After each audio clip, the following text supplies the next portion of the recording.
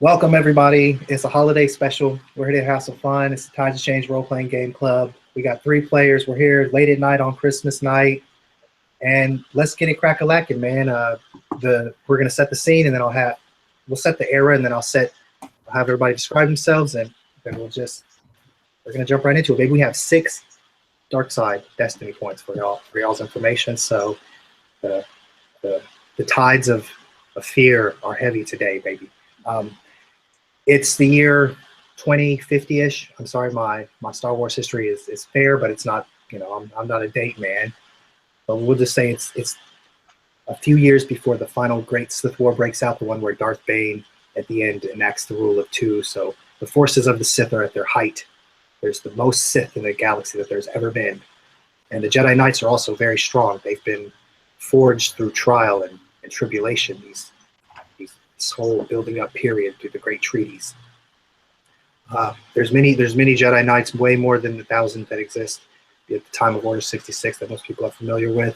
And among those are these 3 knights who are newer knights, but they're still experienced enough to be powerful with the Force. So please, we'll start off with Chris, and then you just pass it on to somebody, and we'll move along. All right.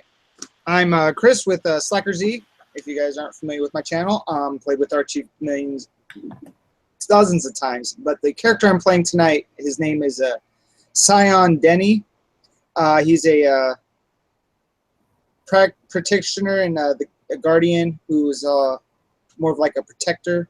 He protects the weak. About 6'1", blonde-haired, green eyes, very, very physically fit. His reason for joining the Jedi Order at a young age, he was selected, and as he was training through his Padawan years, he had an affinity to not only be brave in combat, but also to heal and protect those that were weaker. And I will pass it on next to my man, Greg. I am playing again Sentry from the Sentinel career. He is decked out, short, masked up, with his ammonia breather, keeping some of the spares in his utility belt under his nice dark gray and blue robes.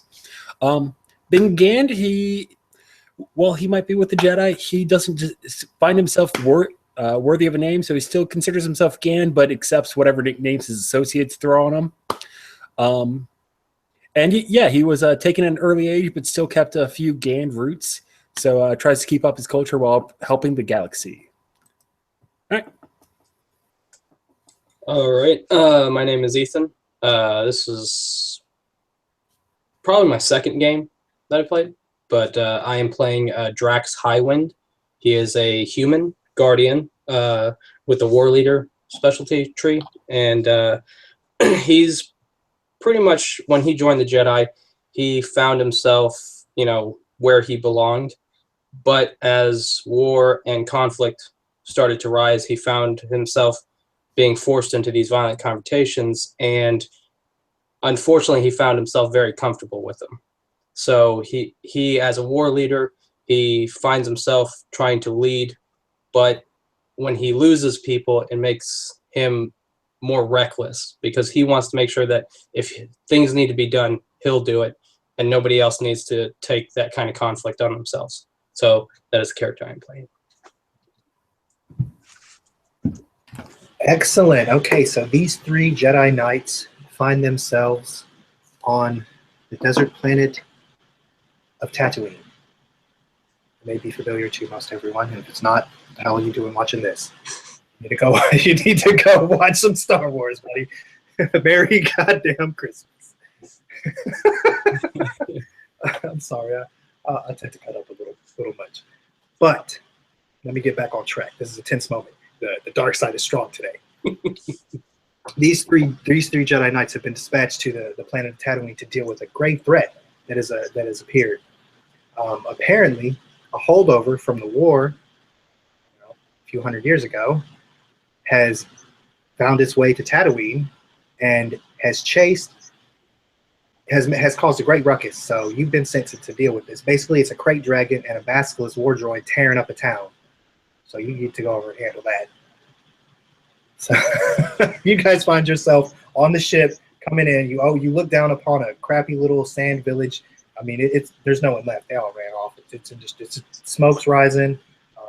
The few buildings are crushed or about to get crushed. You see a large beast battling a slightly smaller metallic beast. One of them's two-legged, and one of them is the most frightening thing you've ever witnessed in your short lives. Being from Tatooine, I assume Gans are from Tatooine, right? Are you from Tatooine, buddy? No? No. Not my character, no. Jedi probably abducted him from a more populated area way back when. Okay, that's fair. That's fair, but I will say that since you said you try to keep it with the culture, you know a little bit more about this dragon, so you recognized it immediately, and then I'm gonna let you guys take it from there, man. How are you gonna approach this situation? You have been dispatched to handle this. Are we just flying in, or are we on the ground?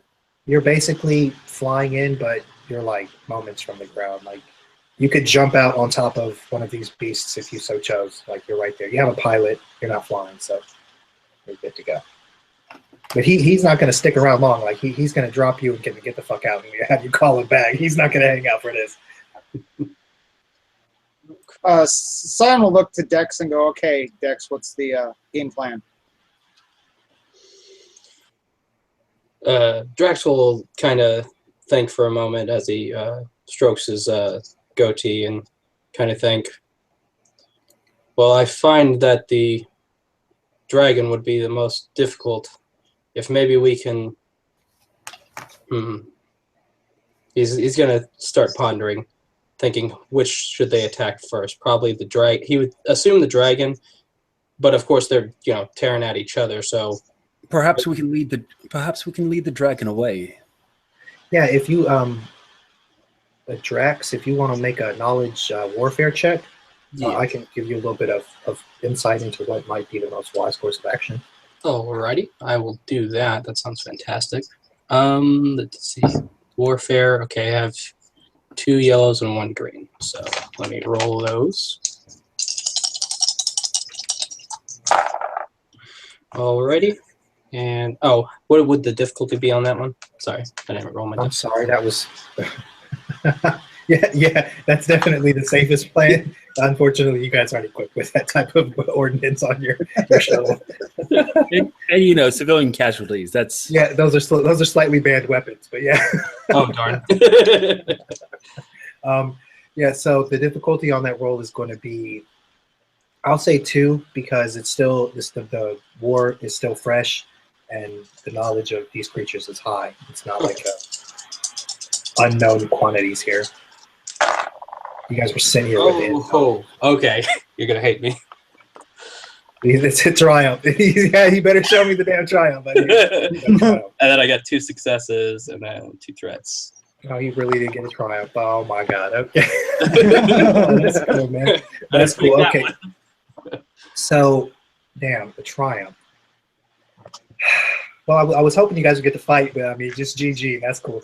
You automatically realize, because of your experience studying the Mandalorians' conflict as a war master, you have a lot of experience studying the history, the great battles, and how Jedi were able to defeat them, and those types of things. So you know that a basilisk, while extremely powerful, also has mechanical weaknesses.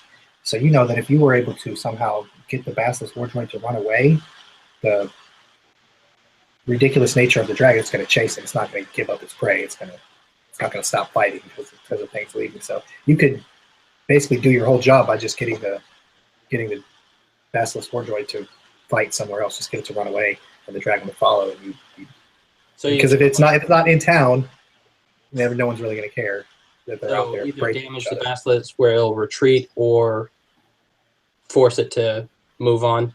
Yeah, you could even try to hack it. You could wirelessly hack it.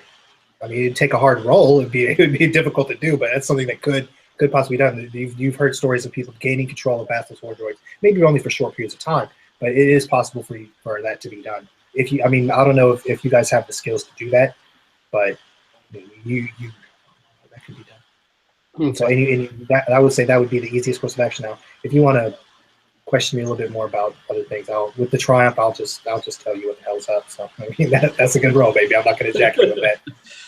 Okay, so Drax will look to them and say, if we could hack it and force it to move along, making the dragon follow it and getting it out of town, where we'd have more options to attack it.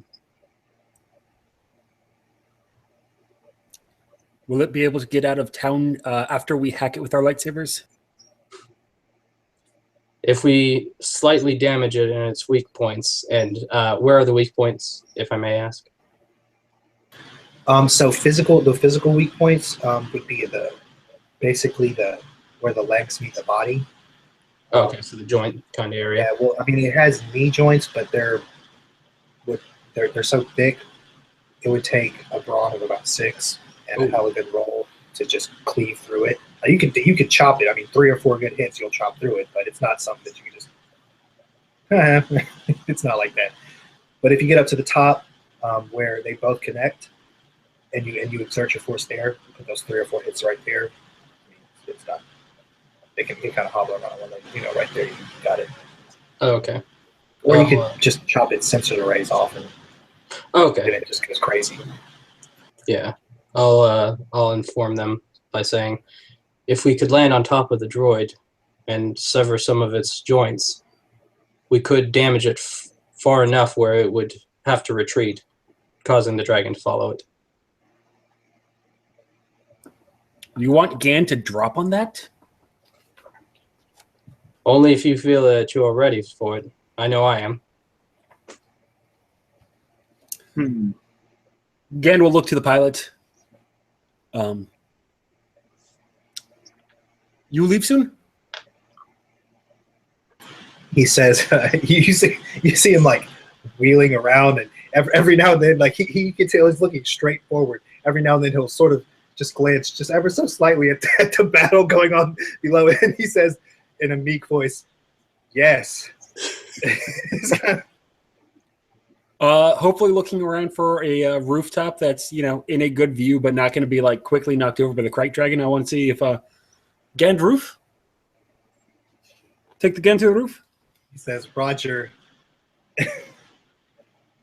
He heads down towards the reef.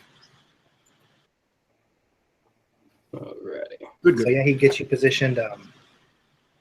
He comes swooping in. The dragon is maybe, or the battle, I guess would say, is maybe medium distance away.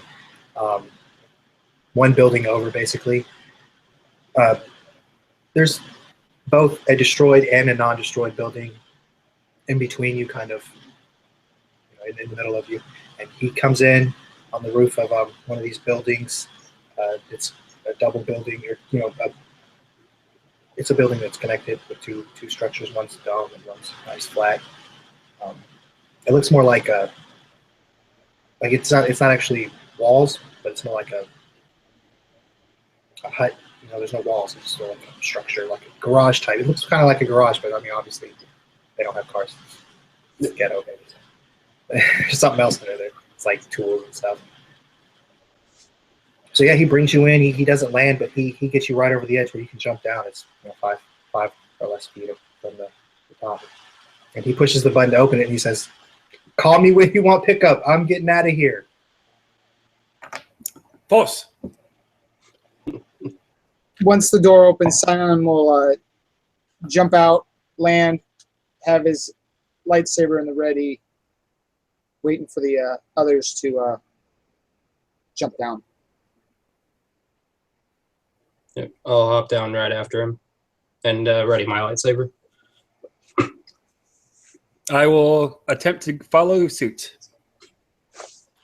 All right. Does anybody have 1 agility? I have 3. I Okay. have 2. You have 1? 2. Gant has 1? 2. Gant has 2. Okay. Yeah, if you had 1, I'd make you roll it, but I mean, it's not a fucking hard thing. So you shot down. It's not a big deal. You will be rolling, so don't feel like that's a big deal. But Yeah. You didn't. Nobody tried to do flips or anything, so we're okay. You guys hop down fine, and as soon as Gan jumps off, like it's raising, and he's not even waiting for it to close. He's gone, baby. And maybe what does anybody have the sense horsepower? I don't think so. I think I picked suppress. So Okay, that's cool.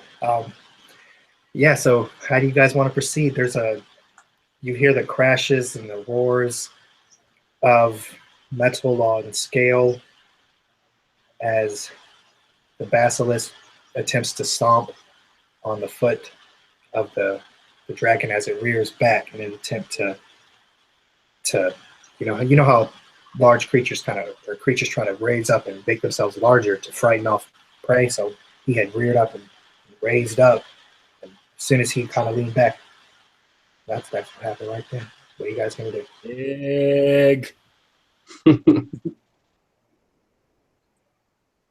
Drax will look over and where is the basilisk to compared to us? Because I know we got those buildings, the destroyed one that's away from us, so they're like right beyond that.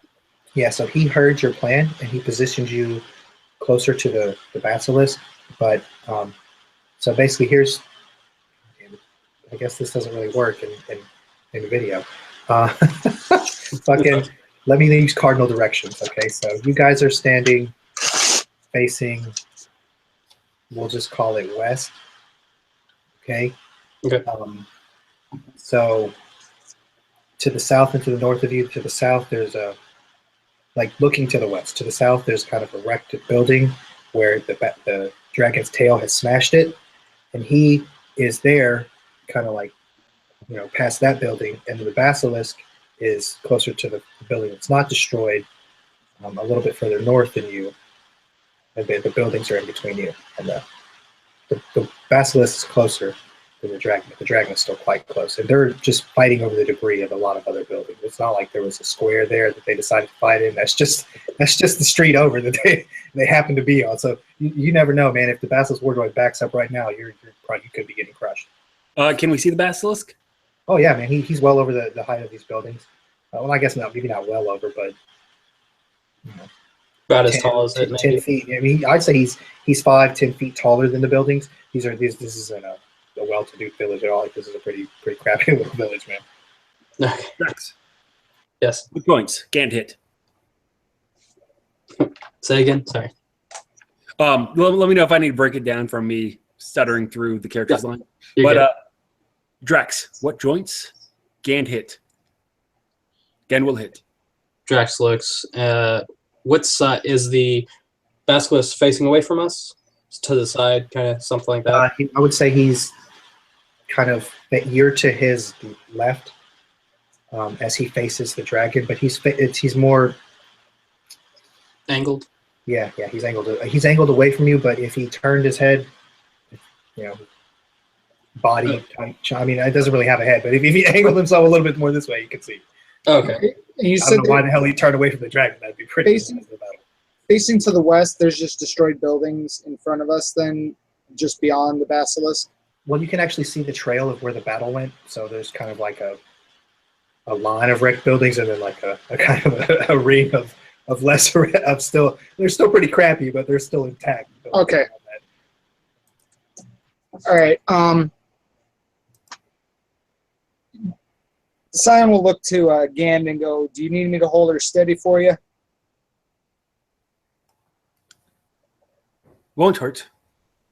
All right. So at that, It's big. Sion, I think I can handle it. And Sion will reach out his hand, close his eyes, and reach out with the force to steady the basilisk. All right, man. I apologize for not having used the dark side that you would be able to access right now, but go ahead and make your roll. Let's see what you got. All right, so I got. I'll go ahead and I'll say that the dragon notices y'all, and that you have a light side that you can use. Or he noticed the landing of the ship, and you guys noticed him. Okay, well, I was just what I was doing. Wait, in case you want it. He's within short range of us, right? No, I would say he's He's medium. I'm sorry that you guys didn't move to the other building that would put you in short range of him. Okay, so because he's trying, but it's just not working, he's like, all right, Gand, I can't get her steady. You're going to have to do this on your own. Again, as I whip out my lightsaber, give it like a quick meditative tap to my forehead. I'm going to Gand will try to activate his lightsaber and fling it right into one of those joints. Some saber throw. Let me hear. What is the color of your blade? Pardon? What color is your blade? Yellow. Excellent. I'm sorry, I'm just a nerd in me. When the lightsaber comes on, if I don't hear what color it is, I'll fucking ask. There you go. I'm very interested. I meant to state up, but yeah, my dark robes, my yellow saber. Yes. Nice. Okay, excellent. I like Dan so far, man. This is a cool character. I'm gonna say that.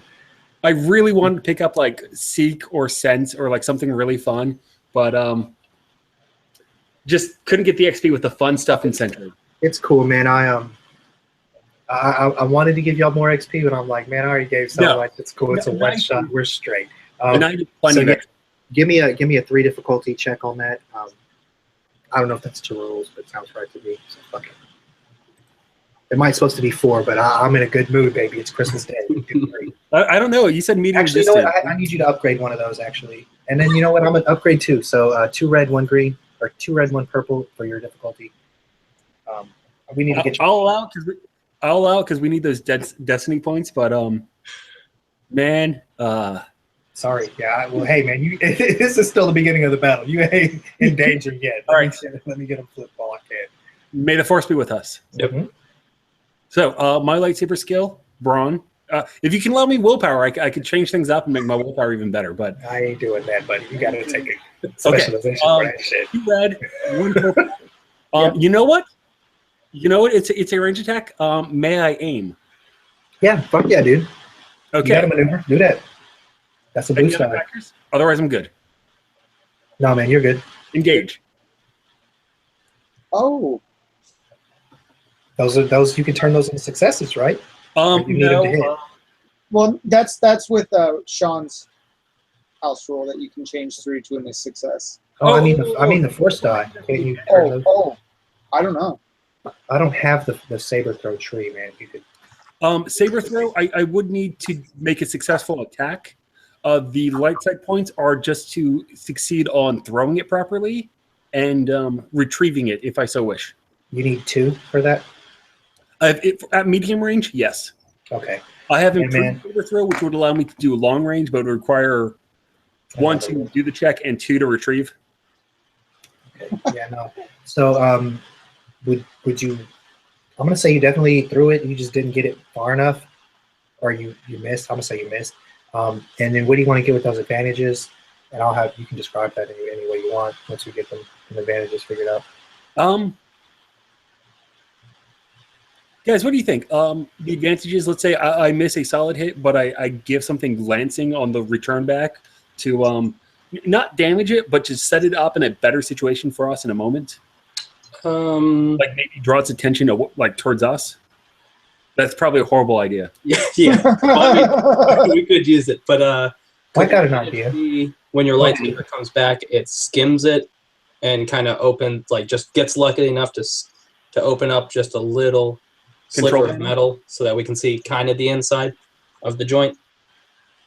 Or would that be too much? I would say that would definitely count as boosts. You could just pass that on as 3 or 4 boosts, and that would cinematically describe how you got those boosts. Okay, sure. I would even go so far as to say you could use the return, like when you notice you missed, you use the force to pull it back, and you cut something that either allows you to move from where you are on this roof to the next roof over, or from that roof right next to the Basilisk War Droid, perhaps not even seen by his ass. I would use those advantages how much if you wanted. How much would you allow us? Would you ask for that advantage? 3. I'll take 3 of those for that. 3, and can I pass a boost to the next person? Sure, brother. Yeah, and you could say you Stop even, it, you even okay, grazed let's do them that. and did that. So yeah, man, however you want to describe that, you can cut down whatever you want. It nicks part of the armor, not damaging it, but just enough to open up for an attack. Okay. As Cool, my yeah, yellow and- returns to me, and I acknowledge him. I was thinking about it. Cool, yeah, man. And so, like, as it comes back, there's like a tree that has been basically ignited by the acid breath of flaming acid breath of one of these creatures. Who knows which one shoots flaming acid? Maybe it was just a fluke of a broken droid and a town that caught fire. But it looks like somebody shot a fiery spew at something. There's a burning tree that gets chopped, and as it falls, the flames go out, but it falls in such a way that you guys can easily pass from where you are right now to the next roof right next in short range up to the still intact building behind the basilisk. And everybody roll your initiative, which will be cool because you got Oh, right. on the cool. Oh, this is funny.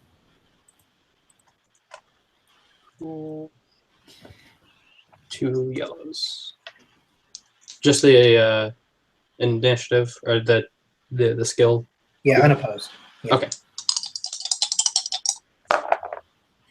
All right. That is a success and advantage. Nice. 2 advantage. Nice. 2 advantage. Sorry.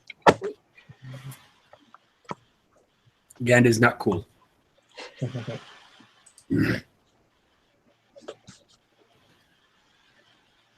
Okay.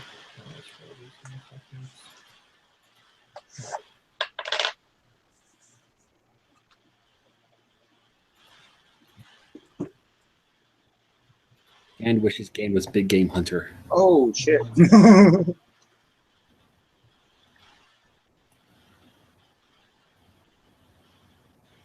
Okay, I'm going to allow Ethan to go ahead and go because Chris did a force move, or I'm sorry, Sign did a force move attempt, and Gan chunked his thing. So you get a free sneak attack round as well, brother. If you want to make a move or get some orders, whatever you want to do.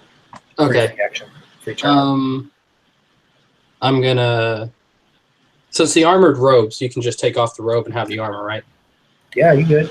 Okay, so I'm gonna throw off the robe, get my lightsaber, look to them and say, I'm going to move in and attack the joint that you injured. If you find an advantage when you get an opportunity, start attacking its back legs and take those out. And I'm going to move into using the tree that just fell to get short range so I can attack it. All right. So you're attacking with the lightsaber? Yes, I'm going to move in so I can get into that range and then attack. All right. So you are going to need to take 2 strain to get that extra little bit. Okay. Unless you have like an enhance or something you can jump. No, I don't think I do. Yeah, so just mark down that 2 strain as you running across a log to the first roof is easy. Yeah. You have to get the rest of the way so you strain out as you close in. Okay. For the movement on the tree, do I need to use an athletics, or we'll just say that's a move?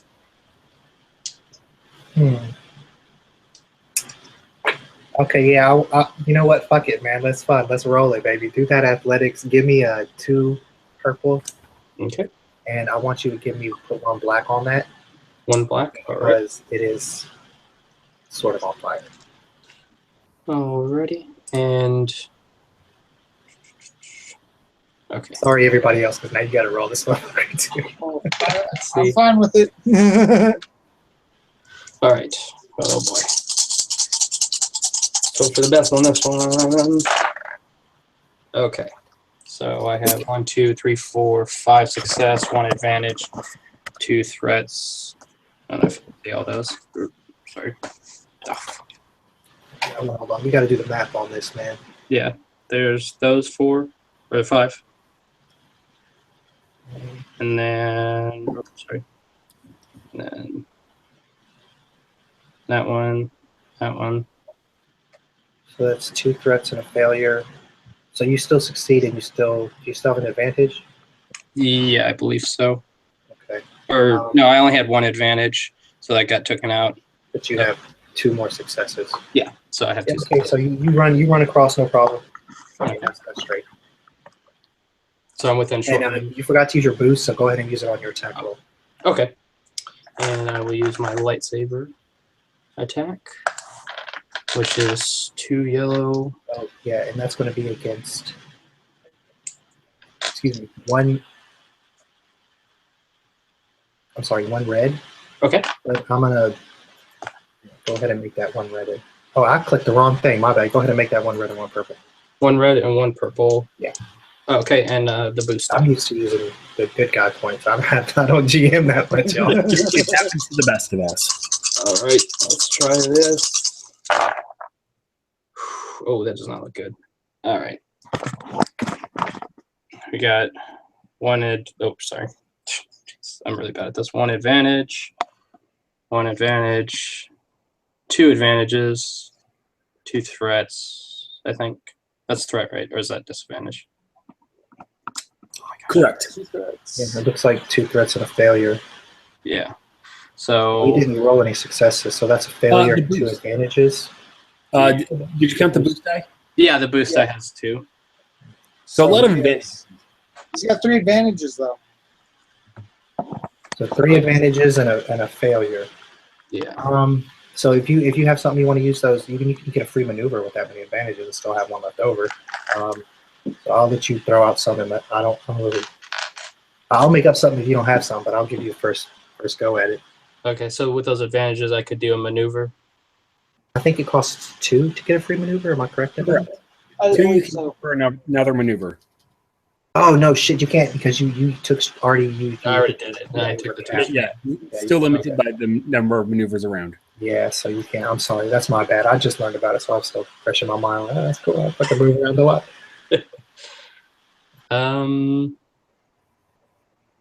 What do you have? Because I can't think of anything.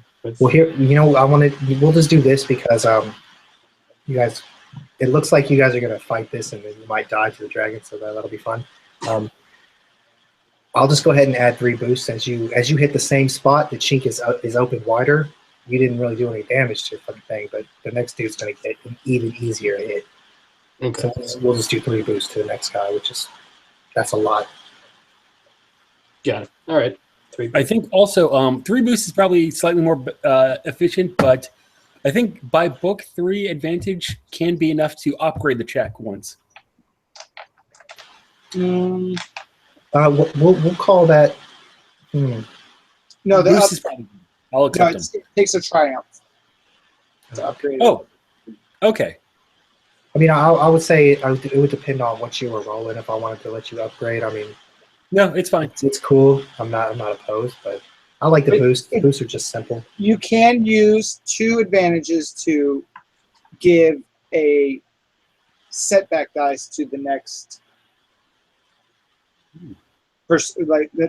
Like for example, if the basilisk attacks us, you could give him with 2 advantage. You can give him a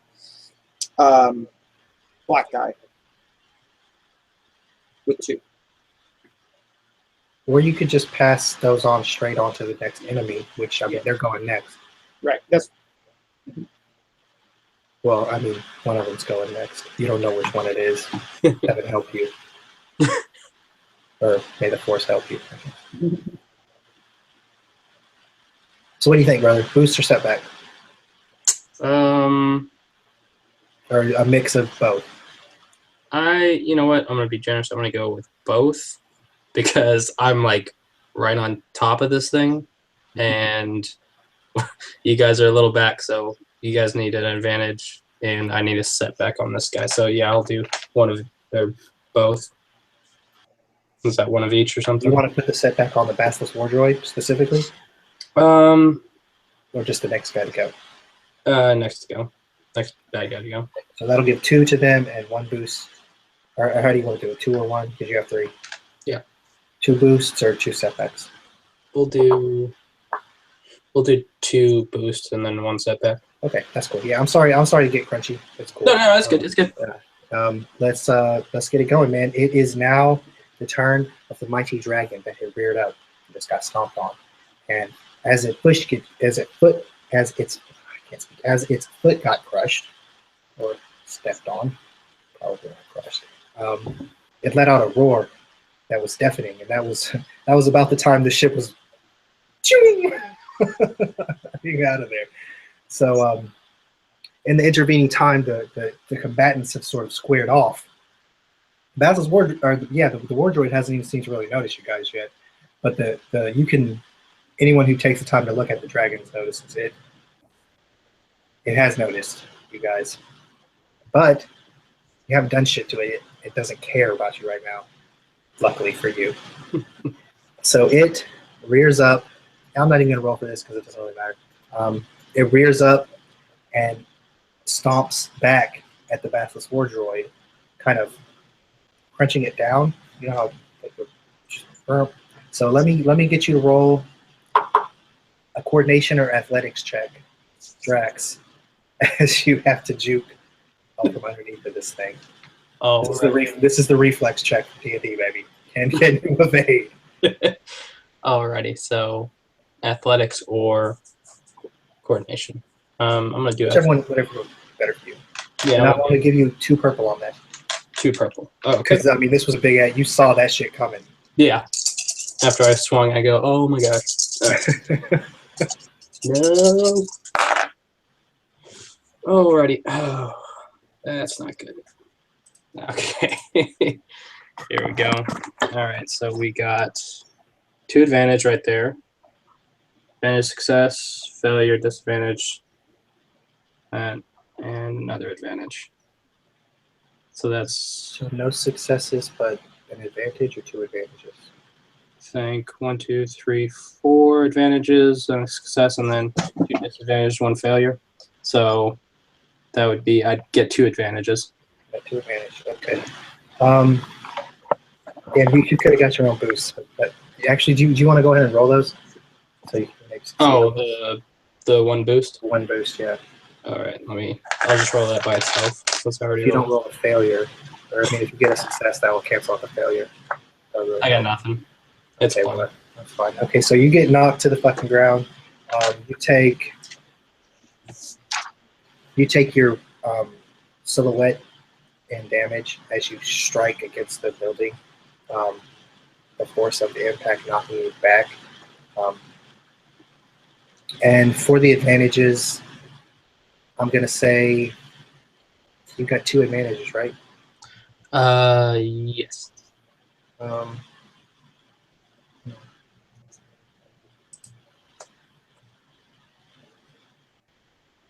I'll say that we're just gonna do boosts again. We're gonna say that as the Basilisk War Droid stands back up, the creek is even more wide. The damage that you guys have put onto it, but you can tell that fucked the droid up again. It was already jacked up.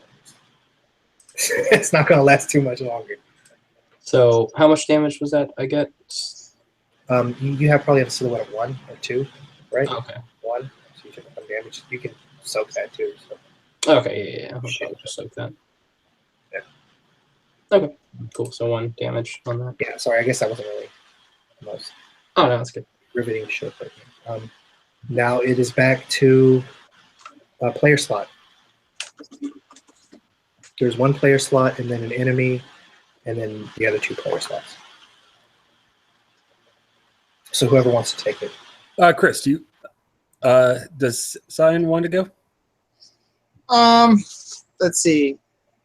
Yeah, so Scion will make his way across the tree. He'll have his lightsaber ignite this emerald green blade come up as he's got it held off to his side. He's going to get to the other building and attempt to, he just has his lightsaber thread. He's not making an attack, but he's going to attempt to try to hold the basilisk one more time to see if we can get a shot at it before you try to go at it. So Okay, so you moved short range across the log, or you just jumped down? yeah, I just need to get within short range of the Okay. basilisk. You need a two purple athletics check to get across the burning log. Add 1 black.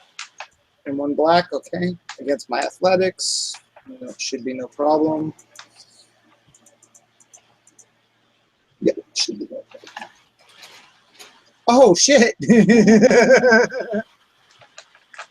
No successes, but 3. Hey, Okay. was there any boost die? Oh yeah, 2. There was 2. Okay, I'm going to Go add ahead, 2. roll that. Sorry, guys. Sorry. All right, so Much advantage. A lot of advantages. Holy shit. I'll pass on. I'll describe it this way to pass on the boost to whoever. I get across that tree with the flames, and it's just like hopscotch. I bounce, and it, off of one part and another, dodging the fire, kind of showing Gan the way to maneuver it. So when he comes across, he's got the boost if he needs it. And just trying to be an inspiration to the rest of the guys who looks like this battle's not going to be an easy time. So he's just striding with just the confidence and like, this ain't no big thing. And as he gets up to the position, he's going to try to hold the Basilisk droid one more time. All right, man. Yeah, if you want to take 2 of those advantages off, I will say that you noticed a spot that you can hide behind where you think nobody will notice you. That'll give you some cover.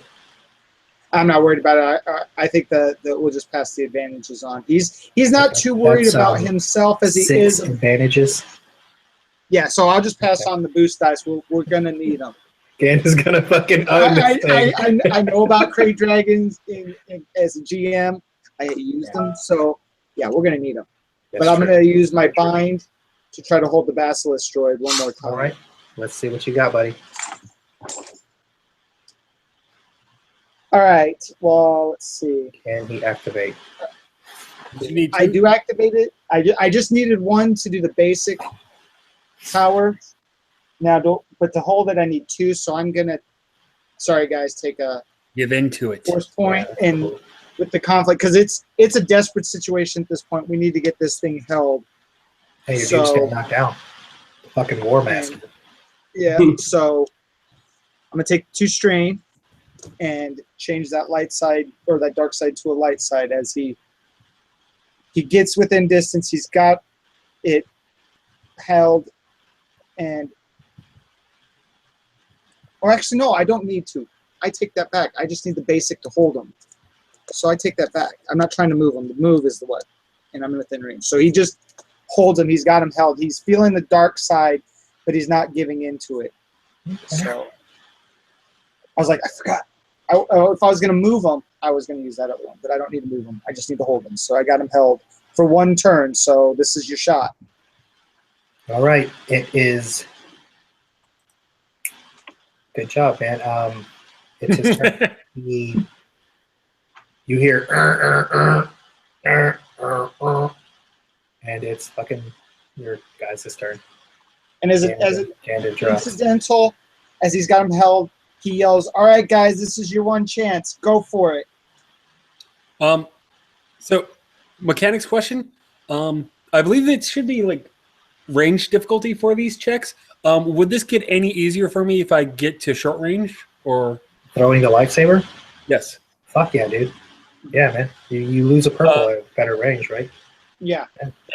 But I'm okay being at medium range still if it's only 2. But sure, I will follow the path. Yeah, give me the 2 purple with 1 black athletics check.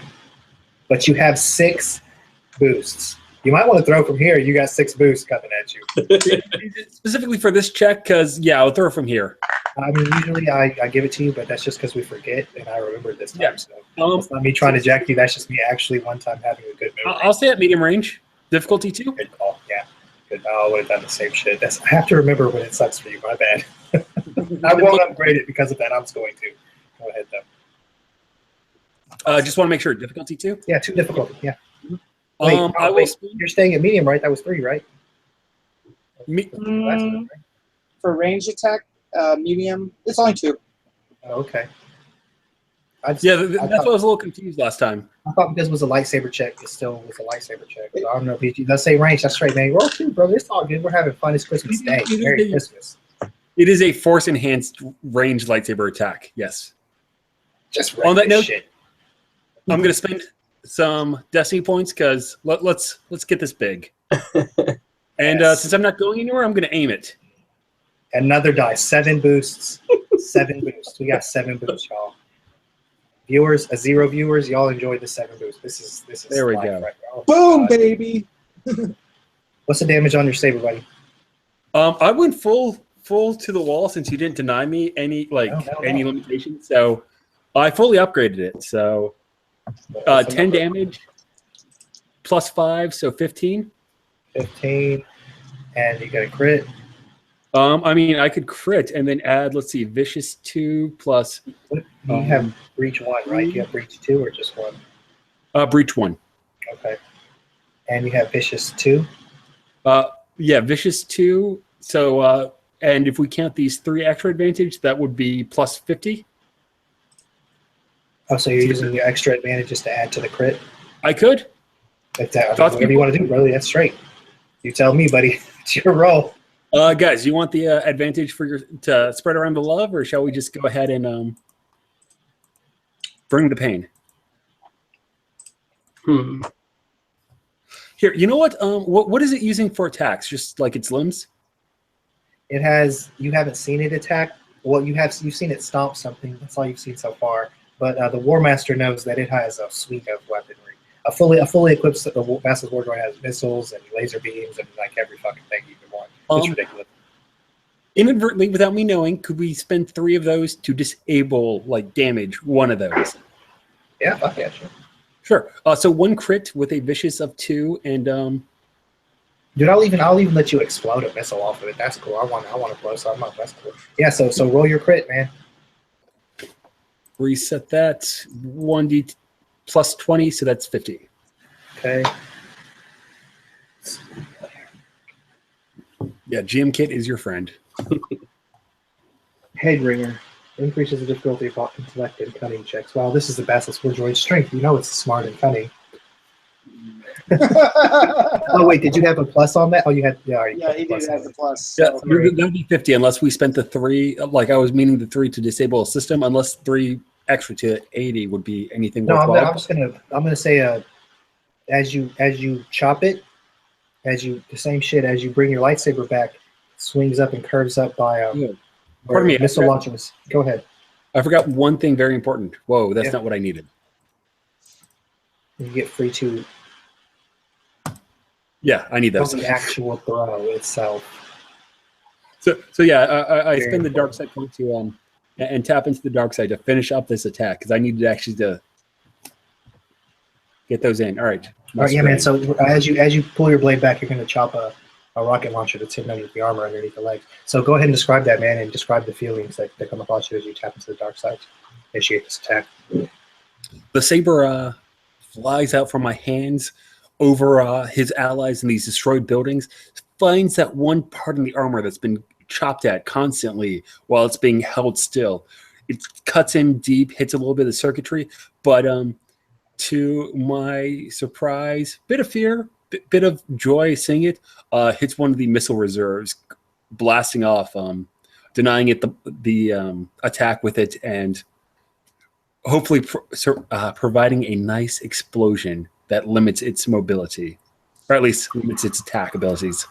Yeah, so as your blade comes back, an explosion rocks it. You see it rear to one side away from you, and the leg that's closest to Drax swings up into the air, narrowly missing him as he lays on the ground prone. It swings above his head, very close. And but then the war droid's programming rights itself quickly. It gets its feet back in its battle footing, and then it comes back around. Is that yeah, that's both players. So it comes back around to the top, right? Sure. I think so. On the second time, right? Everybody's going twice? No. I went, and then it was the Basilisk, but the Basilisk didn't go because I had it bound up. So then Yan went, so now it's Dex's turn. Oh, cool, Drax. Yeah, okay, yeah. So Drax's turn. Good. Sorry, brother. Yeah, you're good. So yeah, the fucking foot just swung right by you as an explosion rocked the thing right above you. You see the blur of a yellow lightsaber swing out right before the explosion. And what you got, baby? Okay, so am I still on the roof, or did I fall off, or something like that? Oh no, I thought you were on the ground. Well, you know what? No, okay. No, I was thinking you were on the ground, where you could attack it. But I did say it was tall enough where you could probably have attacked it from the roof. Would you have wanted to stay on the roof? Yeah, because that's kind of where he has been damaging the. Okay, yeah, but you fell off when it fell down and you got crushed up. So, I mean, you can use a maneuver to get back up. I'm sorry about that. Yeah. I'm gonna use a maneuver and get back up, and it's still in short range? Yeah. Well, you're engaged, man. You're right on it. Yeah. Okay. You're engaged with it. And the damaged leg is near me. I would Oh say, yeah, dude, it's fucked like up right there. Yeah, you can see sparks flying out of it. It's heavily damaged. In fact, it may even be dangerous to be in its vicinity right now because did see that explosion, and you don't know if there's more damaged rockets in there just about to explode in any moment. So Okay. Yeah. I'm going to, since I use a maneuver to get up, I'll,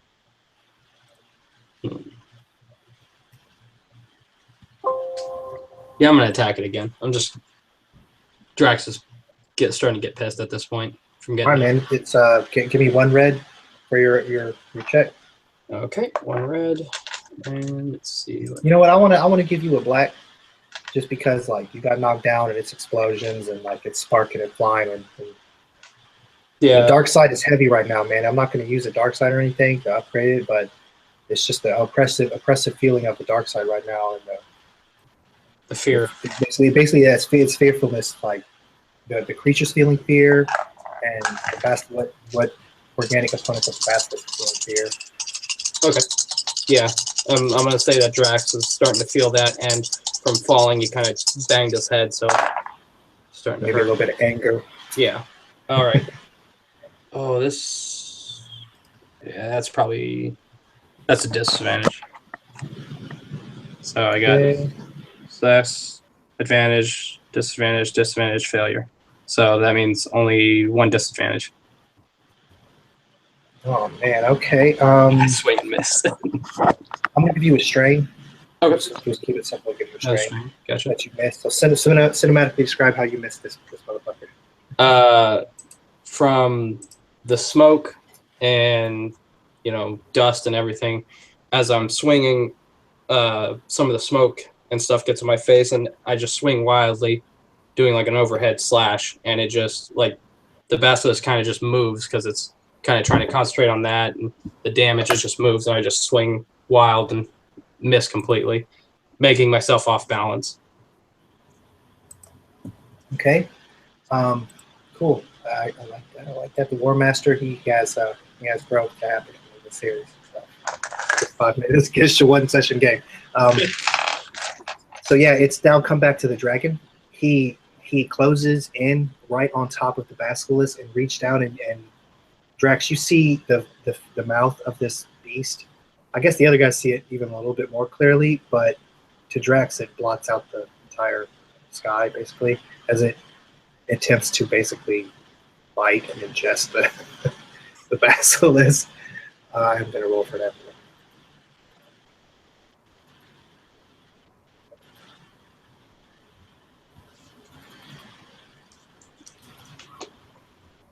Oh shit. Okay. I'm gonna say that as the explosion rocks that one leg that reels up, it swings wide around in a circle. In order to balance itself, the programming of the droid spins its leg around, and as the dragon comes down, the leg comes around, and the dragon has to kind of dodge out this kick. But the advantage is that it has displaced the Basilisk War Droid enough to have it to be in between. Basically, it cuts you off from your prey, from its prey, because it sees you as competition for its prey right now. So it cuts you off. Basically, that's what it uses all as an advantage for. But now it's sort of in between you and Basilisk. And it goes back around to one player. Do you want to get out of that situation? Yeah, I'll use it and I'll move. So Yeah, basically that puts you engaged with the crate dragon as opposed to the basilisk. So like, just FYI, like it's on your face right now. Like there's a giant dragon tail and booty hole like right in your grill, man. Like it will crush you and barely notice. Yeah. I'm gonna try to move away from the dragon. Probably to, I guess short range would be the move, right? Yeah, man, you can definitely go that far. You can strain out to go further. Okay, I'm going to Drax from swinging and missing, now seeing the dragon right there. He knows this is not where he wants to be, so he's going to try to move back and around the dragon so that he can try to get sight on the Basilisk war droid and kind of see if they're pushing out of town or not at this point. So I'm going to use 2 movement. Okay. And get into like medium range, so I can kind of get my bearings. So that's Do you want to try to climb back up on top of the building where you think your other homies might be? Yeah, that sounds good. Okay, so just use your 1 maneuver for that, and let me get you do an athletics or coordination check to climb up the side. All right, so 1 maneuver, and then my athletics. What will the difficulty be on that? I'm sorry, that would be 2 difficulty. It's Okay. not too big of a deal for a guy who does stuff.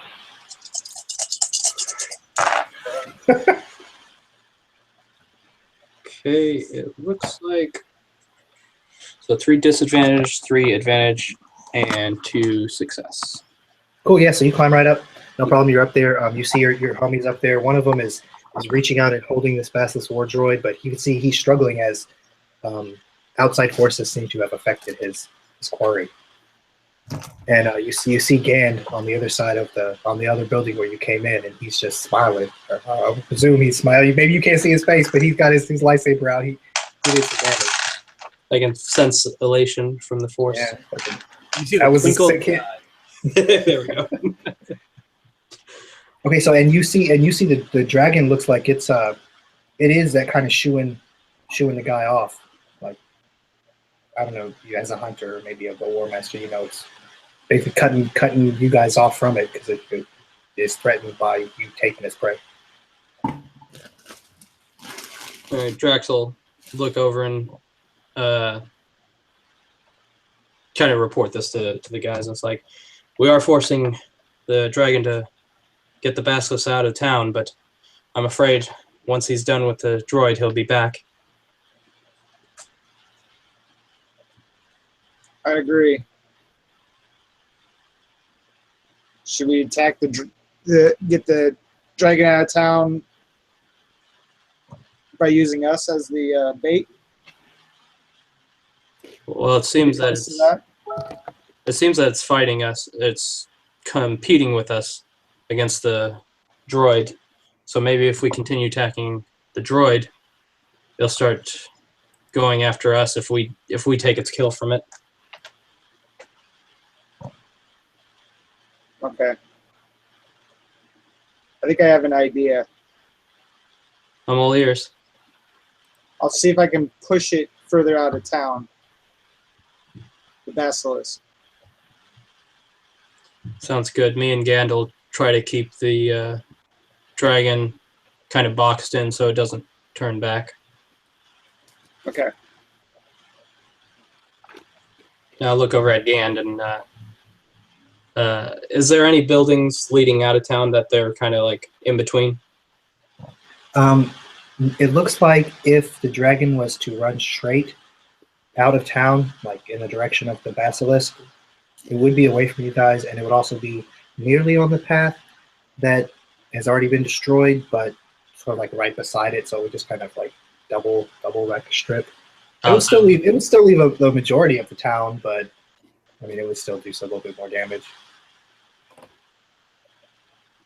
Okay. Yeah, Drax will kind of look at that and say, well, it may destroy more of the town, but I sense this is the only way that we can get it out of town, unfortunately.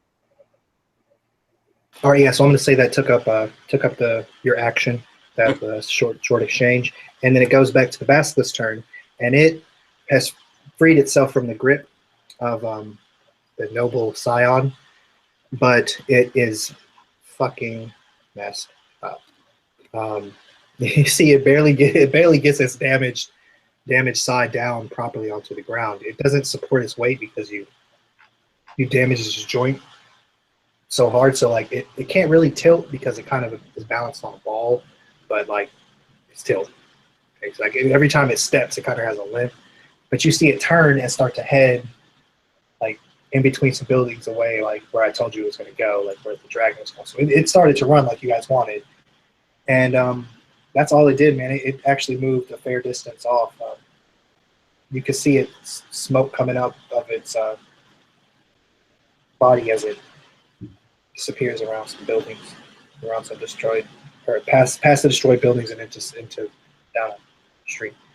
And then it goes back around to you guys' 2 turns before starting. All right. So how far is it in front of us? The Basilisk or the Crate Dragon? The Basilisk.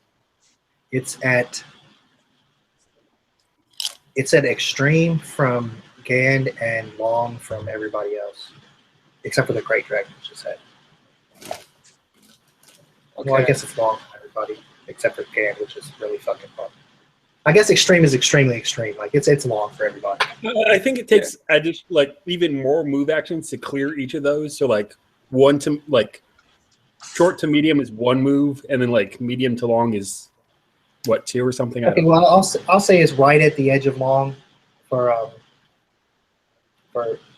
2 on top of the building, but it's like solid long for Gand. So you'd have to move over and they to get it at medium, and they'd have to move over to get it at short. So they have to move twice. Okay. And how far is it from the edge of town then? Probably another medium. Okay. Scion's gonna jump off the building and Yeah, brother, can you do me a favor and mute your mic? Mute your mic. Please, Greg, can you mute your mic, brother? great. Can you mute Mike? Oh, my apologies. Oh, that's okay. I keep All right, I'm sorry. muted fully. It's cool, man. Yeah, no big deal. Go ahead, Chris. You want to move into range? Is that what you said? Yeah, I want to move. Let's see. If I'm from long, it'd probably take me 2 to get to short, right? Yeah. Yeah, you can get to short by pushing it. Take 2 All right. straight to short. 2 strain. Okay. All right. So Scion will get off the building and get within short range and attempt to use the force again to push it even further out of town. All right. Let me see you. Let me. Do you need a check for that? Yeah, I want you to do athletics to a coordination to get off that building. Okay. And I want you to two purple, or one purple and 1 red. I'm gonna upgrade it. Okay. Should be no problem. Yeah. Good. Excellent. I'm just trying to get you guys some lights on Right. with that. Yeah. All So, right, so you so- jump down, no problem. All right. So get Let's see that within force check. range, and then I got to use the force to push it. So You got enough? yeah. I just need All right. 2, 1, 2, and then push it another range band out. So And so You reach- describe how you get it okay. like another building down. All right, Out so- of the way. So Scion, feeling the desperation of getting it out, knowing that yes, this beast is starting to move out of town, but it's not gotten far enough away yet. And with the dragon trying to compete for it, he knows that things could turn sour real quick. So as he's jumping off the building, he doesn't hesitate, makes it bust Paul's ass to get within range of his ability. But as he's focusing, he can feel the menacing hate from the dragon towards the basilisk and us getting in this way. But he pushes through it, even though he can feel it, and things are looking desperate. And he just pushes through with all his might as he grabs the basilisk one more time. And as he feels the force holding on to it, he pushes out with fear and feels the basilisk move a building down. Okay, so I'm going to say you actually moved it back onto the area of the town that was destroyed, so that hopefully when the dragon runs out, it won't destroy whole buildings. It'll only run back over shit that was destroyed. Cool. So that was excellent. Good job, man. You got 1 more player, and then it's back to the top, and I think Drax is already gone, so that's definitely at least Gan. What are you going to do, Gan? How far am I from the 2 targets? You are medium range from the Great Dragon, and I would say you're definitely long range from the basilisk. Drax, Gand, hit Krite. If you hit it from the front, I think it would assume that the basilisk is hitting it. So if you can do that, then yes. But if you hit it from behind, I'm afraid it may turn on us.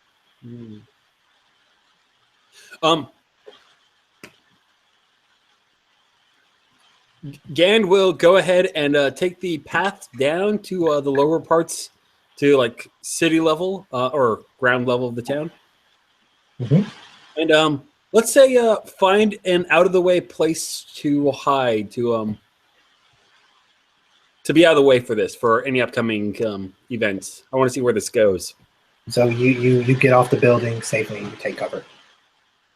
That's my goal. A man after my own heart. That is exactly what I would be doing if I was playing this game. Oh my god, dude, what the hell? I'm hiding in the nearest building.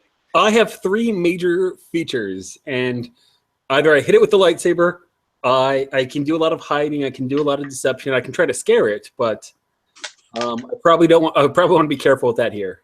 Yeah, you might want to wait for it until you really need to do that. Okay, so yeah, I would say that's a good call. You find the building that was the 2 that I described, the one that was whole and the one that was fucked up. The fucked up one has some nice spots where your black cloak blends in perfectly and you can just disappear. Small Gand. All right, man, so that's a bet. He goes back around to the Krayt Dragon. The Krayt Dragon lets out a mighty roar. He swings his mighty tail. I don't know how to roll against all of you guys. What's the highest agility? 3? I have 3 green. Okay. What's the highest coordination or athletics training? I've got 1 rank in athletics. Okay, we got 1. Anybody got more than 1 rank in athletics or coordination? No. Okay. Is this just an overwhelming attack, so dodge or defense won't be a major issue? I mean, I would say that we'll apply that in the damage some way. This is just more just a cinematic thing, really. But I want to give him a chance to miss, so that's why I'm doing it this way. But yeah, he swings his mighty tail, crush. Oh shit. Okay, yeah. So I want all you guys to roll a D100. Right. You said each of us roll a D100? Yep. Oh shit. Is that all right if somebody rolls it for me, since my thing? Yeah, that's cool, man. Chris, you want to roll that for me, brother? Yeah, I'll roll it for him. Now I can tell because he has the little picture, so I can tell which one he is. I'll ask him to roll it. That one was better. That. Okay, so I'm sorry, Scion, as the mighty tail strikes, or actually, let's do this in the opposite order because you're farthest away. Drax, you are the closest. Okay. What happens to you is nothing really. It just like a wall kind of grazes you and kind of stings you. Yeah. A 7, that's fucking nothing. Minor nick. Oh no, that's slowed down. There's just some of the shit that was around you like blocked your path. You have to climb over it again.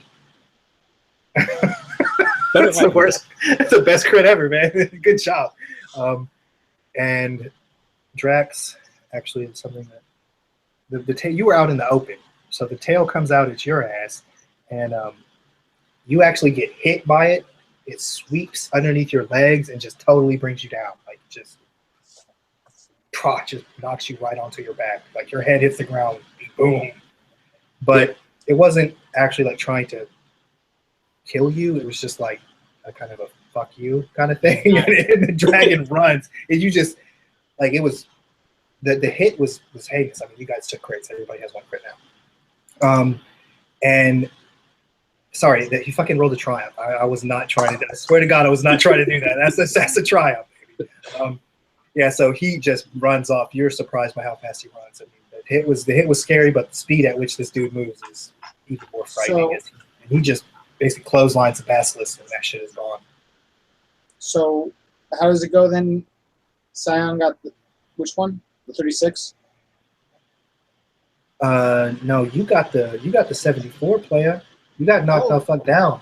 Okay, that's what I want to make sure. So I get to lose my free maneuver. For That's the fine. Yeah, entire time. none of the effects of them actually matter. You just all have them because Oh, now you guys Okay. the shit is over.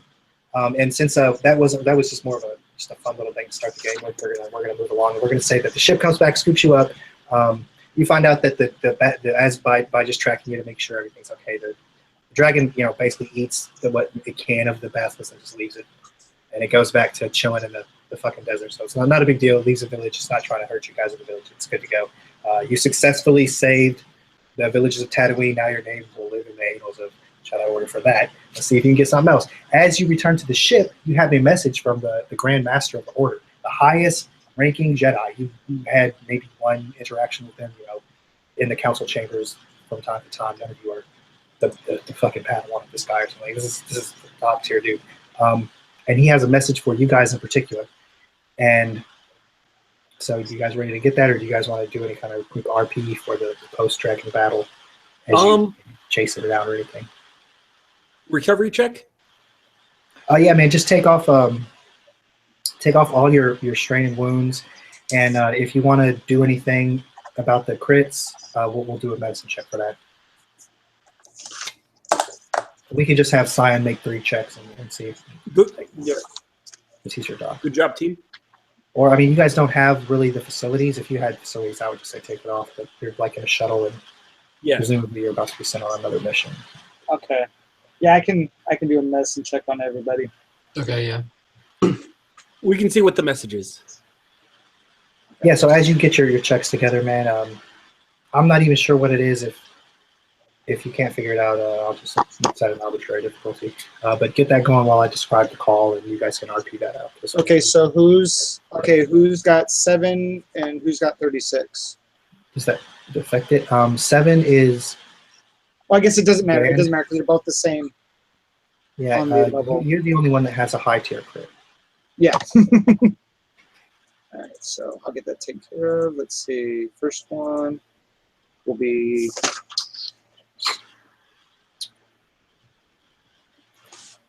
Okay, and then I get advantage for that too. So.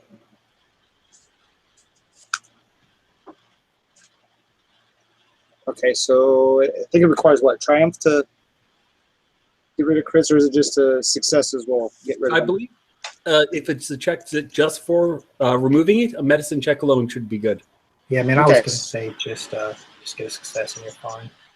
Not Okay. really a big deal. I mean, I'm sure you guys have some form of Bacta. I just don't think you have a tank. Yeah. All right. Second one. All right. So you're both good. Mine is a little bit more difficult, but not impossible. All right. Let's see. 74 for mine. So 2. So. Okay. We're all good. All right, cool. So yeah, that battle took a little bit longer than I expected, but it was fun. Whatever. The message that you've received from the Grand Master, as you turn on the holocom, you see a Zabrak male, in the traditional robes, and you know him to be. He's not the battle master. He's more of a mystic type, but he looks really troubled. You've never seen any Jedi look so troubled, really. His face, he can't seem to shake the look on his face of surprise. And he says, young knights, I'm sorry to take you away from whatever important tasks the Order has set you, but I have received an extremely strange message. It came to me through the Force from a planet we have no record of on the edge of the Outer Rim, near Wild Space. It was a call for help, but the Force, and this is when the surprise, when you can tell that there's more to the surprise, it's actually like kind of troubled because the Master says, I feel like something more powerful than us in the light side is calling. I didn't know, and you could tell they're like they like are as this is when you know like they raise up like a holocron, and you can tell they've been like studying. They're in the library right now, like trying to figure out what the heck's going on. Like we have no record of any force that could rival the connection to the light side that the Jedi Order has cultivated over the millennia. And I'm on my way as soon as I can. I have a ship coming in right now to take me. But you are the closest Jedi Knights, and the desperation I felt through the desperation and fear I felt through the Force were almost as troubling as the fact that such a powerful light side force could exist, unbeknownst to us. Nevertheless, I'm dispatching you knights to this plea for help. I'll send you the coordinates, and no need to report back. I'll be there as soon as possible, and there's no one else that can make it in time. So this is up to you to resolve. We don't know what the problem is, only that the force is acting strongly here, and it should guide you if my inclination that this is a force of light is true. If you need to contact me, feel free before you set out, but I can't guarantee that I will be able to receive your transmission. So that was a recording that you received, and yeah, you guys are free to act now.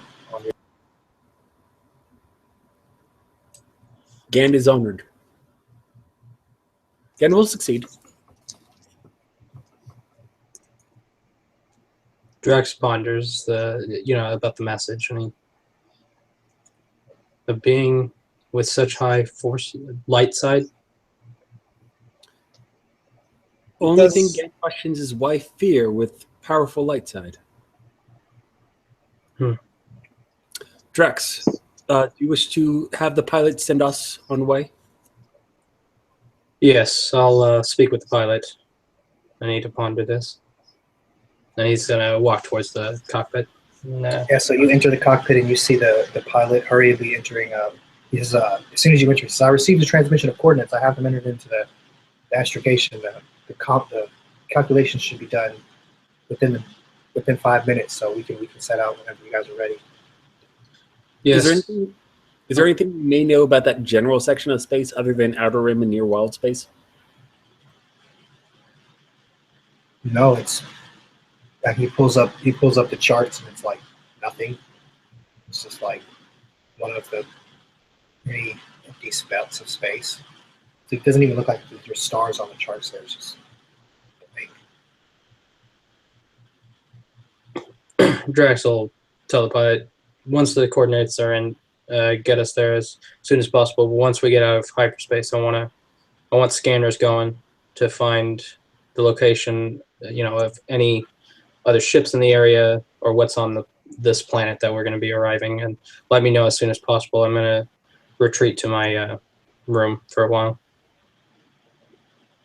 It may not be a planet. Exactly. I want to know what we're going into as soon as we can. Yes. I find it disturbing that such a great and powerful being in the light side of the Force needs our help. It might be related. It might not be the same. Well, the Master did say that it was a cry for help. That seems correct. Pilot, how long should the trip take? based on our current location, we should be there within 5 days, maybe even 3 if the calculations got back good. Plenty of time to meditate. Yes, I mean I could push the ship and go faster, but if there's not proper repair facilities, we might have trouble getting back. So you let me know. I mean, if you want me to do that, we can do that. We can probably get there in a day if we push the engines, but without repair, we might not even be able to leave the system.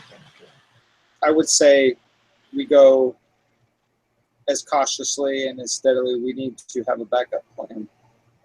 we need to get out of there, we need to be ready to get out of there. Don't push it. I agree. Take our time, unless we get a message from the master that he needs our help urgently. But until then, don't push the ship too hard. Gan trusts your calculations.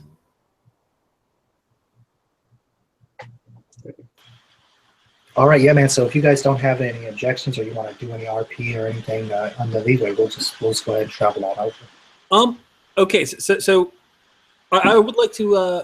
Gan will try to initiate whichever of his compatriots wish to meditate on the Force in general, but also I'm not sure if any of us have powers related specifically to finding things, but in a general Force sense, I would like to meditate on the issue at hand. Like if our master felt this in the Force, we might be able to feel something. Very wise. I like that very much. Let me ask you this also. Speaking of Force powers, does anybody have any Force powers at all? Like I know dude has bind. Does anybody have anything else? Saber throw and career stuff took up all my stuff. Yeah, I don't think I do. Okay. I'm gonna look through and I'll get back to you on that. That's fine. Okay, so is anybody going to meditate with the Gan? Yeah, I have no problem if Scion wants to also. Yeah, Scion would, finding what's going on to be quite disturbing, he would definitely be meditating to figure out if he can figure out what's going on beyond what the master told him. Okay. Well, while they're meditating, Drax will probably go to. I'd assume there'd be like a cargo hold where they can kind of practice their lightsaber. I would say there's not enough room to fight somebody, but there's enough room to do to swing the blade without facing everyone. I would say it'd even be you wouldn't be able to do Ataru forms, but most forms you could practice. Yeah, I think Drax, being a war leader, he'll go back there and just practice. Just not even. He doesn't even have to have his lightsaber activated, but practice like Shicho and forms like that, since he's more of an aggressive fighter. Yeah, so you just go through some katas. That's cool, keeping your skills sharp. I want everybody who's meditating to give me a force roll. With your force rating. The force rating? Okay. Yep. Will discipline be any factor? No, just give me a force rating. I have the Force. Okay. Perfect. Both of you feel it's sort of like you feel a light. I'll say that. Like a light in the dark. Like when it's like it looks like a star basically because of how far away it is. We'll say it's like that. So you definitely get a sense of a direction and everything where this force could be coming from, which is weird because it's not like the Jedi Order, because often you kind of light in the dark and stuff. So you do feel that, but another thing I want to put in here is Scion. When you're meditating, you feel your lightsaber react to your meditation, and it's reacting to this light in the dark, and to the point where it activates inadvertently. It just turns on. Like I'm not going to say it's in any type of position where it hurts anybody or cuts anything, but it turns on, and the blade is extremely erratic. It's not acting like it usually does. It's not acting normal. It's crackling, and it almost looks like it wants to explode. Like it's like it has something foreign inside of the blade. Like there's something wrong inside there. Like something's not supposed to be in there. It's in there. All right. As that happens and he's noticing this, he will. It's within. It's like what, just basically sitting in front of me as I'm meditating. Mm-hmm. Okay, he reaches out and clicks it off and just kind of ponders at what's going on. He'll look at it, see if there's any damage or imperfections or anything that might have happened during the battle, but he doesn't believe it did. Knowing he never swung it once, he just activated it and had it at the ready the whole time. And the hilt seems fine, but do you take it apart at all? Do you undo it with force or anything? Yeah, he will, because he'll notice that there's no imperfections, but noticing what the blade was doing, he would think that maybe something internal is wrong. So he would attempt to. Yeah, so when you know how you take it apart with the force and all the parts float, so you do that. And again, you're seeing this. It's all happening right in front of you. And I will just keep my mind and senses open to the force, just to check in on this or to aid in any way. Okay, cool. Yeah. So as it opens, Scion, you notice that the crystal. When you attune your kyber crystal, this is how I roll. When you attune your kyber crystal, it takes on the color most appropriate to you. So you attuned your shit and it turned green from the clear that it was naturally. But one part of it has turned. It's not green anymore. It's like the color has gone out of it, and it almost looks like you recall when you first attained your crystal, when you first got it. You just kind of took it out of a formation, and it almost looks like there's a crystal that wants to get taken out of your crystal. It doesn't look damaged. It just looks like the coloring's gone, and it looks like there's a growth on it. Like It either looks like one part died or one part grew out of what used to be your crystal. All right, he's gonna focus on that a little bit more. Maybe reach out a little bit with the force to see if he can uncover the mystery of it. So as soon as you try to infuse your force energy into re-infuse your crystal, your energy into the crystal, turn it all so it'll work right and you can stop fucking going crazy. The little part that was different just falls off, and like your crystal's perfect again, and like it just looks just like the day you took it from Ella. All right, so he'll get in position, get his lightsaber back together, and after it's back together and he holds it, he'll pick up that little piece of crystal. Did it just fall off and onto the it's just like another smaller kyber crystal just laying on fucking around. He'll look at it and kind of look at Gand, and is Drax in there also? No, he's swinging his saber in the back. He might have felt. No, he probably just felt you guys meditating. I was like, that's normal. That's what they said they were going to do. I mean, if he wants to come in, that's fine, but I don't think anything happened too crazy. Okay. Did Scion fail to properly attune lightsaber when he became a knight? No, my lightsaber crystal was perfectly attuned when I created this. This is the first this has happened. As he's looking at the crystal, what do you make of it? Strange. Have we ever heard of anything like this? You can make a lore check if you want. Difficulty? I'll say 3 purple. All right, and I'll allow everybody to do that. Even if you want to make it Ethan, that's fine. I'll let you do that. And you can apply your knowledge if they tell you about it. Yeah, I'll just say that while I was swinging, I could, after that whole conversation they had of him holding it, I could kind of sense they're thinking of something. So I'm just gonna. Okay. Yeah. So yeah, you go ahead and make that roll because they didn't fucking get it. Yeah. You don't know nothing, dude. You haven't heard anything like that. That's weird, man. That's 3 purple, correct? Yep. All right. All right. So yeah, and when you hold it, Scion, it doesn't feel like yours. It feels different. No, he doesn't have the same feeling that yours has.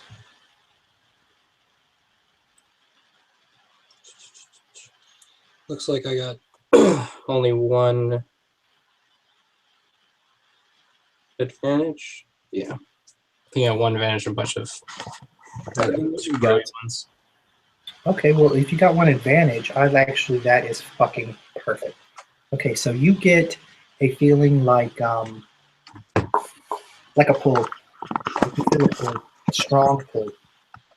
What's your force rating, man? You didn't take the jump. You took the XP or the credits. No, I think my force rating is 1. But you didn't take the Paragon. You're not like 71 plus or anything. You're still 50. No. I just did 50. So you feel a pull. You feel a pretty strong pull coming from where they're meditating. Okay, so Drax will kind of stop and put his lightsaber away and just walk out and kind of look and see, like, you all right? Well, I'm fine, but I'm trying to figure this out. This came out of my kyber crystal. Drax will walk over and grab it from him and kind of like look at it and be like, "What do you mean it came from it?" Roll your force rating. Drax. He opened his lightsaber, found his crystal, and there was this that fell off of his core crystal. How do you roll the force rating? I apologize. Just roll it, whatever your force, whatever, however many white. The white force force- just roll it. Okay, so just roll the white. Yeah. Scion, Oh, fudge. Hold on. I'm gonna roll that again. would you like to try to attune to it? So you can see. What did It you is get? of your The light crystal. side. Yeah. Oh, yeah, man. So as you touch it, it doesn't feel like yours. It doesn't like react to you Mhm. in the way that your crystal did. But what it does do is it begins to float and sort of point. It just sort of like a compass head. It just kind of spins around until it settles in one place, like floating. And I want Scion and Gan to roll perception, or I don't know what's one of your you have a high willpower, right, dude? What's a willpower skill, like vigilance or something like that? Discipline? Yeah, well, I'll give you discipline. Roll discipline or Depending on what you're trying to perception do. or vigilance. That's fine, man. That's good. You I can can do roll that. my cunning or my perception check. Yeah, that's good. Do that. Oh, what's the difficulty? Two purple. Okay. So 2 successes. Okay. And oh, you had a wash hand. Yeah. So you guys notice, or Scion notices that it's pointing where the star was that you felt, the light that you felt. It's pointing in the same direction. Well, I don't think attuning to it will do any good. It seems to be showing us the way to where we need to go. Drax will kind of watch it, and as he's looking at it, well, when we get there, maybe it can guide us to wherever it wants us to go. The force of it? And with that, we're going to screen white, and we're going to take a 5-minute break. Actually, 7 minutes. So at midnight, CST, I don't know what time zone you guys are in, but in 8 minutes, we're going to come back and we're going to hit at it, baby. We'll be at it. So take a minute. Take a minute if you got to get a drink, go to the restroom, or anything, and we'll be right back. Cool.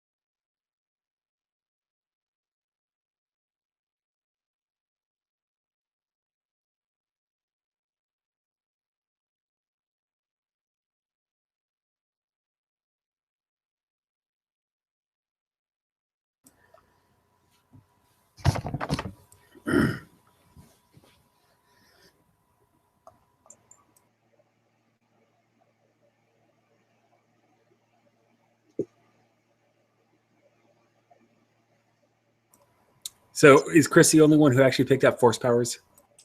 I believe so. I think so. I was so tempted to pick up like so much move.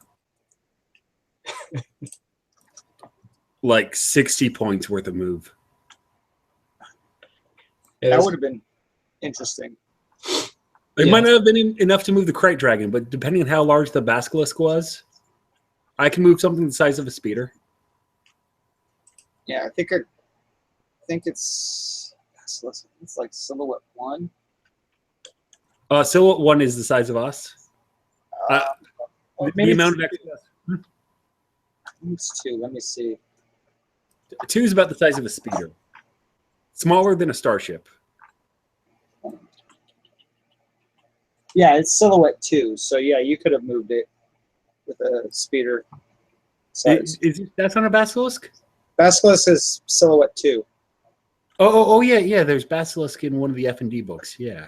Yeah, at the back of the book of the modular. That's why I went and looked. I was like, okay, what does it say at? Because I know my Crate Dragon that I created for mine was like Silhouette 3. Well, as people may see, there was that one written adventure for Edge of the Empire that used baby Crate Dragons into Crate Dragon and like Crate Dragon eggs.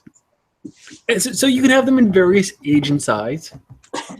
The one I had was a big sucker. It was like, what was it? 60 wound. Did your players loot a pearl alphabet? If 3 pearls?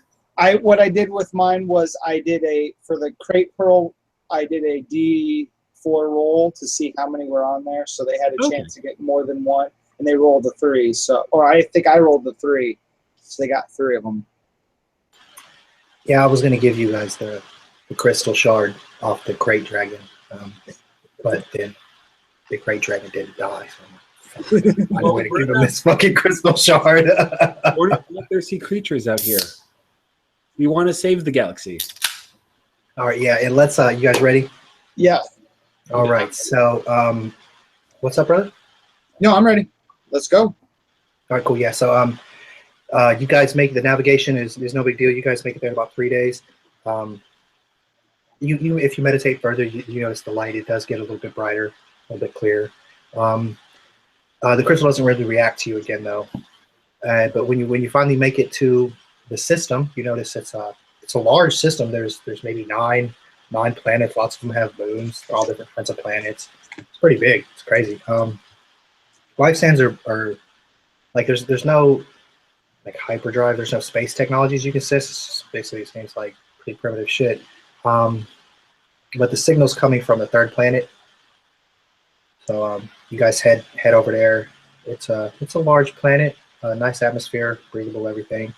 When you approach it, you're approaching from the dark side. There's a large moon, and there's lots of twinkling lights. It's you don't really notice that a lot. I mean, the core worlds have worlds with many cities that light up at night, but it's pretty rare. This one has dozens, maybe even hundreds of large cities on the surface of the planet that you can see on the night side. Who knows how many on the other side?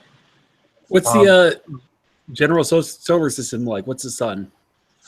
It's a yellow sun. All right. Yeah. So you guys at this point the crystal does begin to react. You all feel it. It's like calling. So let me get you all to do a force roll. And I'm sorry. We're gonna have somebody roll for Ethan because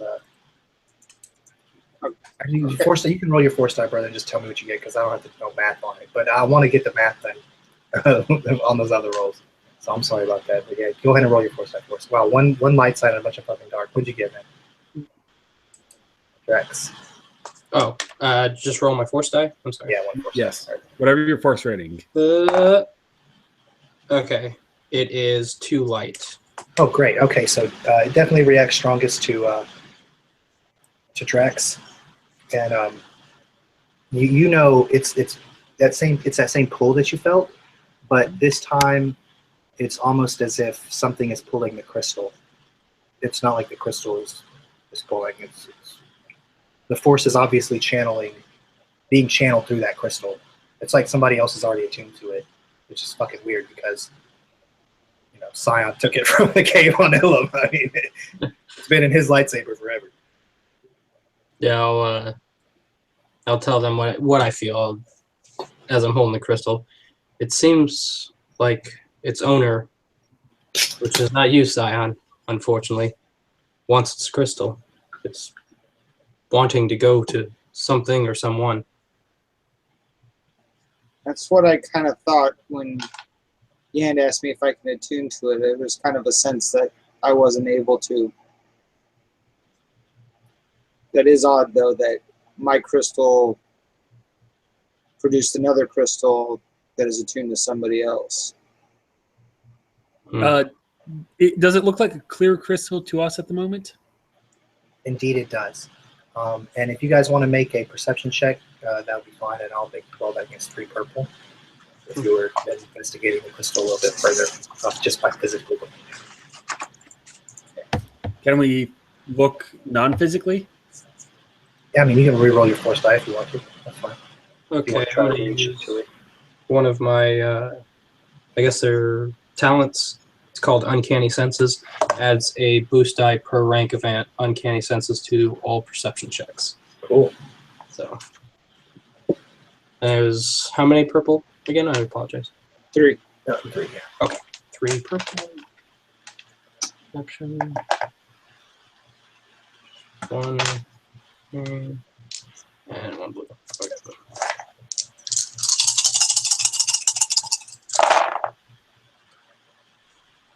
And I got a big load of nothing. Oh, that's fine, man. I forgot I was going to have somebody else. I have it roll up here, so I don't have to do the That's it. Okay. It's cool. We're just going to say that nobody really notices anything. And when you try to attach to it, when Gand reaches into the crystal with the force, he notices that you feel the same thing that Drax felt. That someone's already attuned to the crystal, and they're trying to get their crystal back, basically. Perhaps Like it's that you light. feel them. Yeah, I mean, you and having seen the light, you can make that connection. It definitely feels that way, and you can even feel everyone without even making a force roll right now can feel the light, and maybe even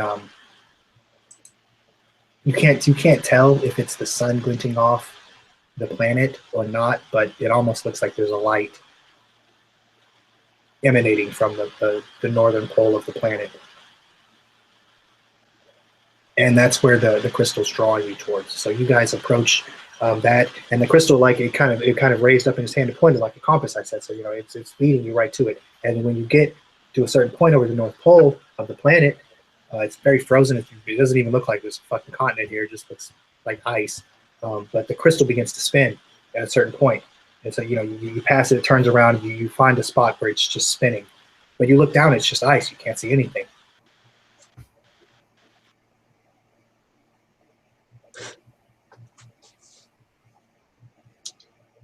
So what are you guys going to do, man? You've been led to this spot. It's fucking just a frozen wasteland of ice.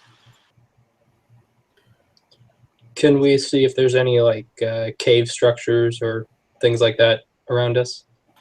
There's definitely no caves. I mean, there might be outcroppings of rock where the sheet has broken, but it wouldn't be enough to make a cave. And if you could go in that cave, it would just be more ice and possibly even water underneath where you would freeze and drown.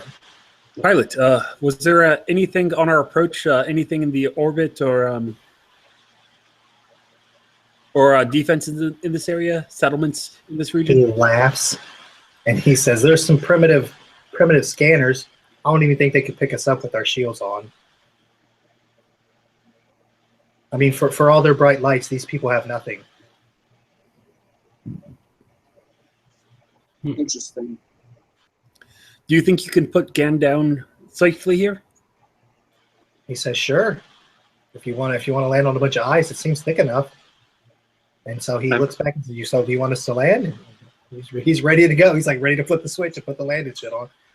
Drax? Yes, let's land and get our feet on the ground, see what we can see from here. All right, man. So you guys land no problem. You open up the back hatch, and you're hit with immediately um, ridiculously cold blast of air. Like, woo, ridiculously cold. If you leave the door open and you stay here for more than a minute, you're going to start making survival checks. I'm gonna bundle up in my like one cloak, and I'm gonna grab another one and just bundle even tighter. Okay. You get out of here. You step out, or you just bundle up and look at everybody like, what the fuck? I'm from a desert. We came this far. Gan came this far. Gan steps. Okay. Excellent. The rest of you dudes?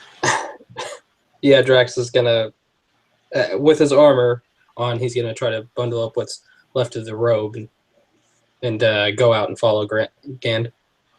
Okay. Yep, and Simon will follow suit, trying to keep as bundled as he can. All right. I want everybody to make a force roll.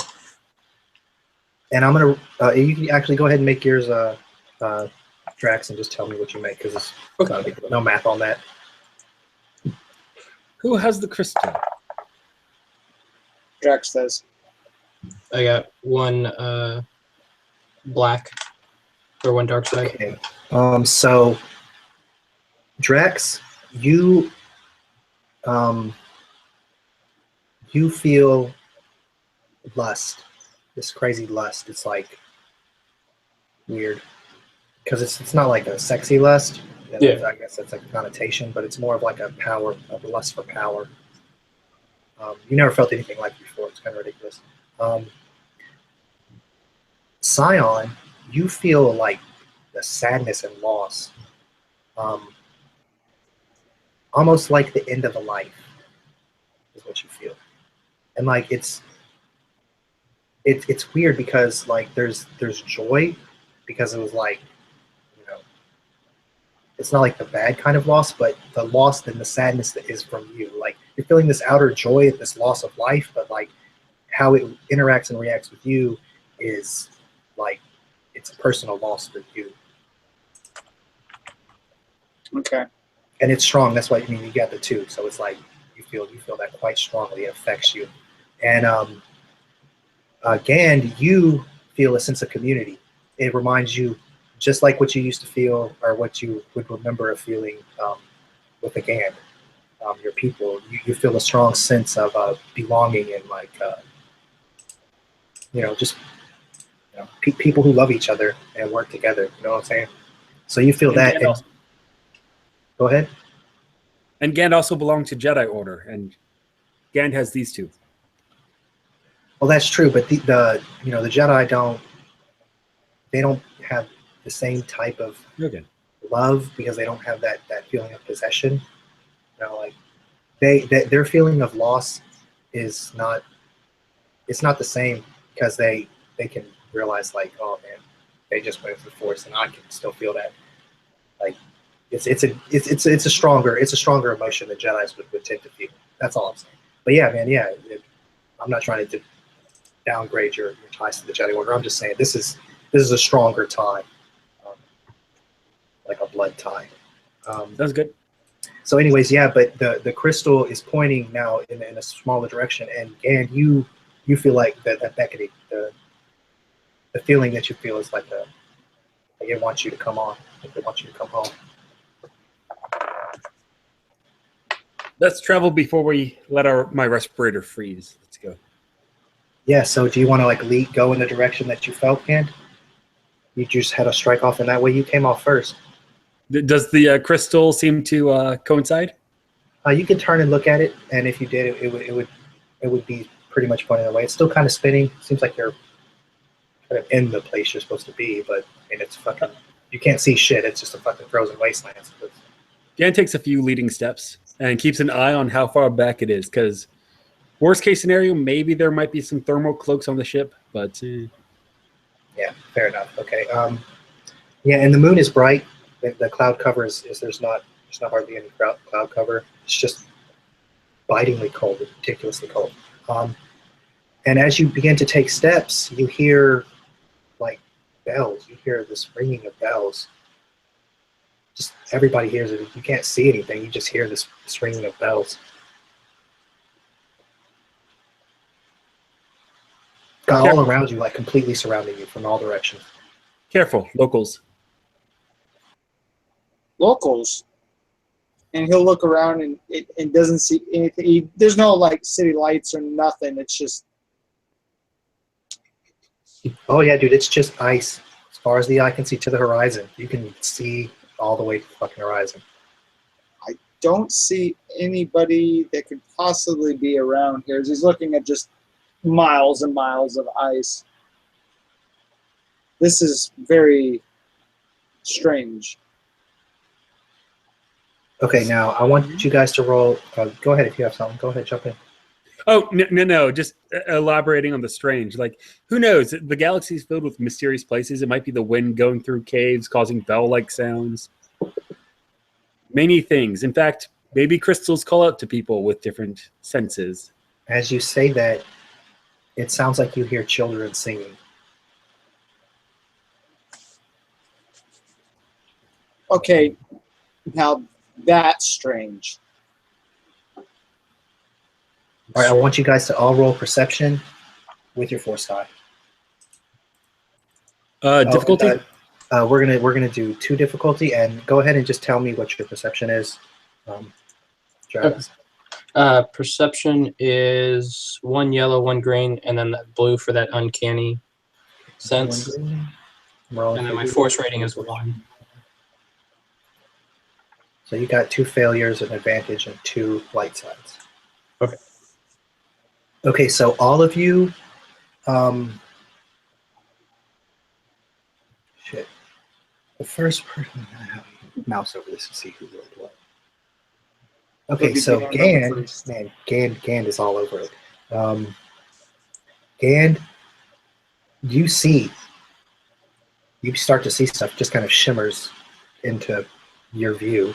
And the other 2 start to feel warmth in certain areas, like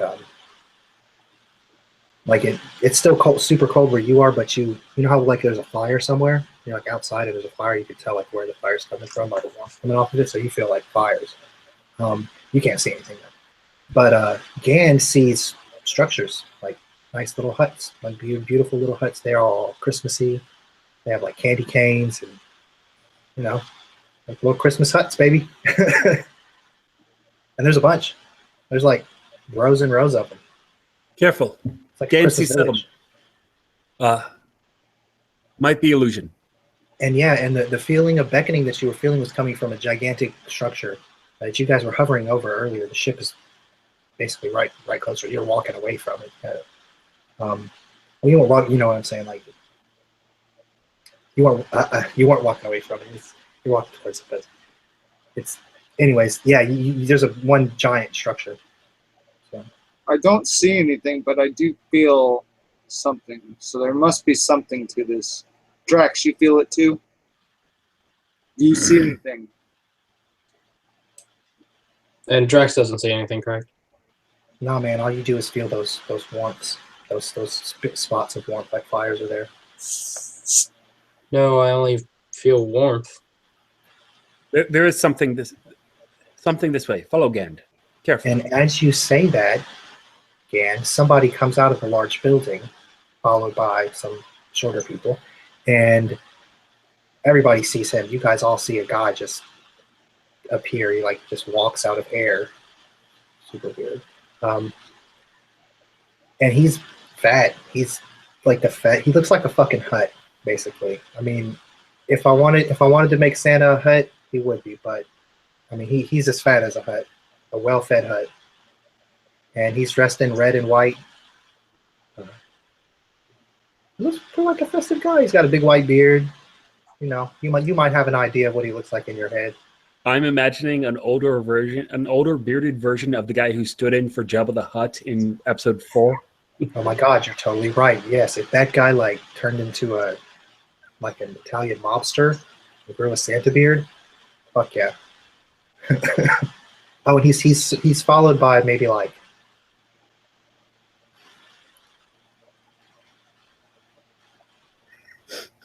9. I'm sorry, it took me a minute to count those motherfuckers. 9 little Ewoks. Okay, this is really, really strange. Drax will kind of flank Gand on the right and just keep his hand close to his lightsaber. And as the guy comes out, he starts to laugh. You see the laugh before you hear it, because his body just starts to just jiggle.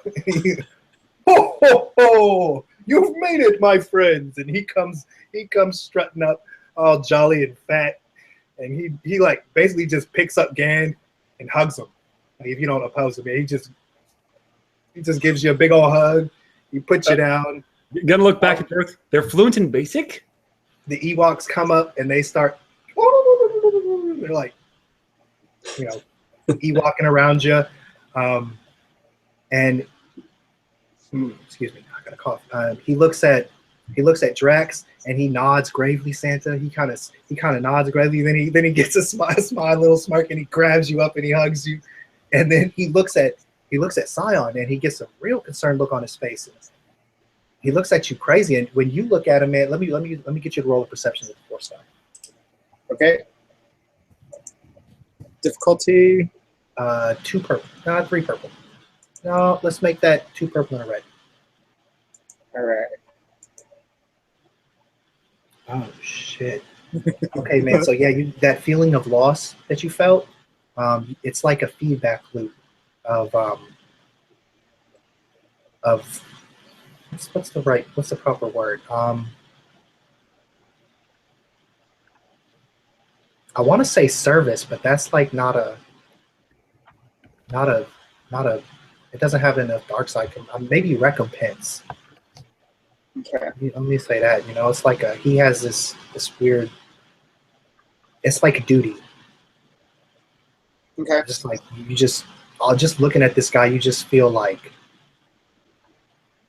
you have to do something that you don't want to do, or like you just have. It doesn't even have that you have to do it, that you don't want to do it, but like there's no way you're not going to do it. Is what I'm saying. Right. Like it's just like the ultimate feeling of duty. Okay. And it's just so troubling. That's why it's dark side, and that's why you get those 2 strain, those threats. It overcomes you. 2 strain, you said? Yeah. Oh my god, I'm so sorry. I was going to mute. I missed it. I was fighting that cough that whole fucking talk. It's all right. Yeah, but after that brief little like weird look, and you guys sensed it, man. Like the other 2, and the Ewoks got quiet for a second too. They're like, okay. They did the little head bob the dogs and shit do when they hear something outside. But he gives you a big hug too. After that, he kind of brightens up and he gets his jiggle back. And he's like, I feel like I've already met you. And then he looks at everybody. What were you gonna say, man? Greetings. That is Scion, Drax. This one is Gand. Oh, Gan, Scion, Drax. You've been good this year. Come this way, to the workshop. Much work to do. Let's go. And as soon as the big guy says work, the Ewoks, and they like all just immediately just hustle out into the door, like they're immediately gone. Coruscanti year, Galactic Standard year. He says, year. Why, it's 2016, the year of our Lord. Well, what year is it to you? Come inside, my friends. It's warmer. Come inside. I follow. It is warmer, unless it's an illusion. No, and like as soon as he hugged you guys, like the whole village came into view, and you're like seeing smokestacks and little Ewoks scurrying around. It's crazy. It went from like a wasteland to like a thriving little city. It doesn't even look like a village. It's like there's a lot of people here. And as we're walking and following this gentleman, Scion will kind of lean into Drax and go, "This seems like another like one of our trials." Yes, it seems that way. Or like when we had to get our crystals and all the illusions. I don't know if you saw any, but I saw some. This is really, really strange. Yes, this is. I'm going to be on my guard. I suggest you also. Oh, I'm already there, pal. Okay, so as you guys are having your little conversation, the big guy he doesn't pay you any mind. He's just jiggling back inside his. And as he's about to usher everybody through the door, as he's helping everybody come in, as you guys gather up right behind him, he turns around and says, "Oh, hello, friend. I'm Chris. Nice to meet you. Come inside. Take your coats off." And he gets inside and he takes his coat off, his big fluffy red and white coat, and he has like an identical shirt and vest combination. He just looks exactly the same. Took a coat on and still. He hangs up his coat on like a fancy candy cane rack and offers to take your guys' robes if you want.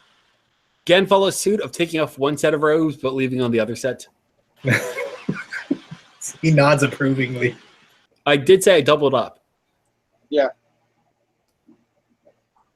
Okay, so inside it's a large feasting hall with like it's 3 stories, and there's like it didn't look like 3 stories from the outside. It looked like 1, maybe 1.5, but it's 3 stories on the inside. And there's like maybe 25 doors on each floor all along. There's a fucking lot of doors and a large balcony, and some stairs, leading up for all the levels. And at the end, you notice there's a giant sleigh, like a kind of like a throne, but it's fucking obviously a sleigh. It's bright red, It has the fucking snow riders, like it's fucking sleigh, man. It's a sled. It's a giant sled. I don't know if spacers have sleighs, but I'm sure you know what a sled is. It's like a cart, a giant sled. And there's like a bunch of like little seats around it, like 9 little seats around it in a circle. And you notice as soon as you come in, the Ewoks are already on the seats that came out with them. They like ran right to the seats. And no, they don't have bones, but one of them has a red nose.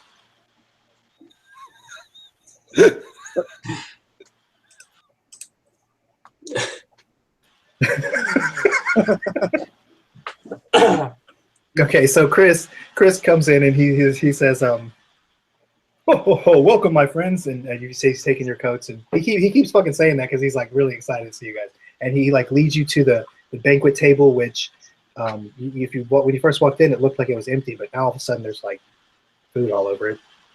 That was weird. There's like a bunch of weird shit going on here, and the doors start opening, and there's like Ewoks coming in and out everywhere. Like maybe they came in and like 59 Ewoks just filled it up with food. You might have missed it, or maybe you didn't.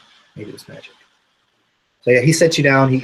Some Ewoks come out and they sit down, so you're not just eating by yourself. And he sits down at the head of the table and he says, "Please eat, my friends, and then we will talk, and I will tell you why I have asked you to come."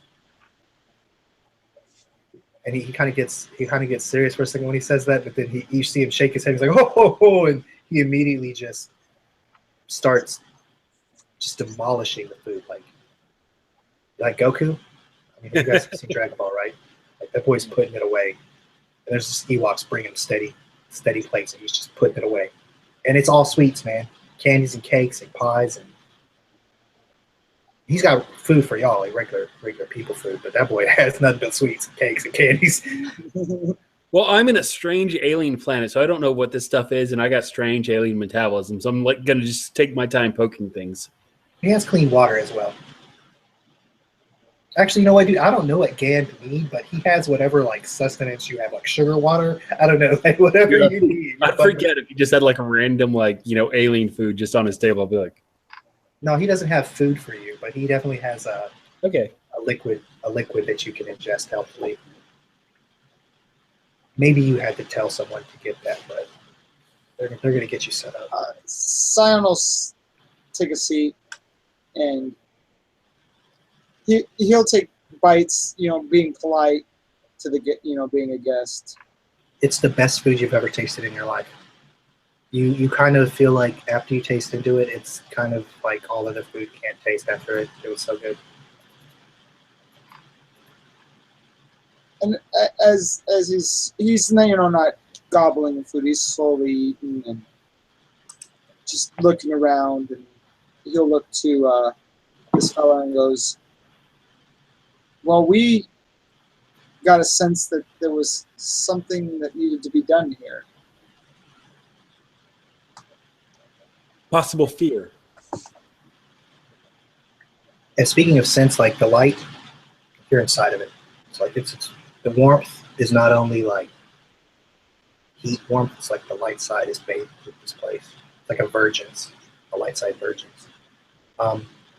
And he says, yes. Yes, and he kind of bows his head. And he looks old when he bows his head. Like he looked cheerful before, but like when he does that, it's like darkness falls on him, and he just all the wrinkles on his face shows, and he goes from like a cheerful guy to like a fucking corpse.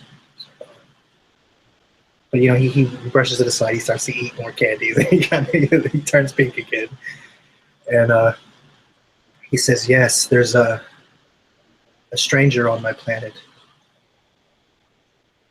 He made it on the naughty list,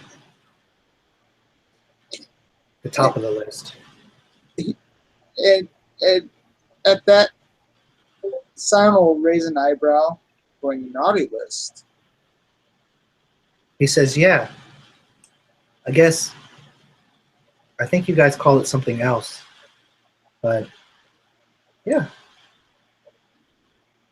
he's not nice." And Santa looks around with a big smile on his face. He's not nice like my elves.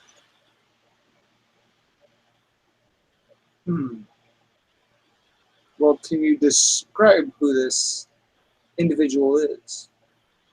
And at that, do you guys know? Is there any kind of check for somebody to like pull your lightsaber off your belt with the Force? Move. Is there a post? Is there some way that you can oppose that to keep him from doing that? It could vary. The book does say against PCs, you should probably have a check. So you could say discipline or lightsaber or whatever. Yeah, man, y'all give me a force or a discipline check. That's fine. Or maybe a vigilance to grab a hold to it. Against 3 purple. Oh, and actually, you know what? I'm going to 2 purple, 1 red. On that. For everyone? Yeah. Do you want me to roll, or do you want to roll for me? Oh, yeah. What's your discipline or your force type? My discipline is 1 yellow, 2 green. Okay. Here we go. All right, man. So you got a failure, 2 advantages, and a dark side. Okay. So do you want to try to oppose him on that with switching the dark side to a light side? You'll take conflict and strain, and you have to flip a thing. Yeah, I'll do that. Okay. So you oppose it. It looks like everybody who wants to can oppose it. Gand has to take a bunch of strain if he does it, but it's super easy. And it's kind of hard for Scion. It's kind of like you're fighting yourself. Yeah, like it's kind of weird. Like for you, it's weird. You guys have this weird feedback loop thing going. I would say with the role, like how it is that he's not able to, but he doesn't sense any like he's whoever's trying to take it would be doing it to strike him down or to attack him. It's more like, hey, I'm going to let this happen. I don't want to, and I may not be capable of doing it, but I'm not in fear with all that light so side. you just let it happen. So Yeah. yours comes flying up. Everybody else either grabs it or uses the force to resist. And who has the shard? Does Drax have it? Yeah, I'm the last one who had it. Okay, I'm going to say that just flies away. And as he lifts the things, he raises it up because you had asked him, well, who is this guy? What does he look like? And he says he bears these. and he lifts up your lightsaber. But as he says that, the shard flies into his hand, almost like when Rey gets Luke's or Anakin's saber. Mhm. She wasn't even trying to do it; just in her hand. That's what's up. So it just pops into his hand, and when it does, you're all blinded by the brightest Viridian light you've ever seen. It almost looks like a green sun. Just for an instant, and you hear all the Ewoks, "Whoa!" and it gets quiet for a second, and like the stillness in the room as everybody stops. And Santa goes, "Whoa, whoa, whoa. What is this?" And he looks at it, and he asks you. That was kyber crystal that directed us here. And he looks at he looks at you guys, and he says, "A gift for Santa?" Perhaps. The kyber crystal does seem to call to you, or pull to you. And so he looks at Scion, and he says, "I'm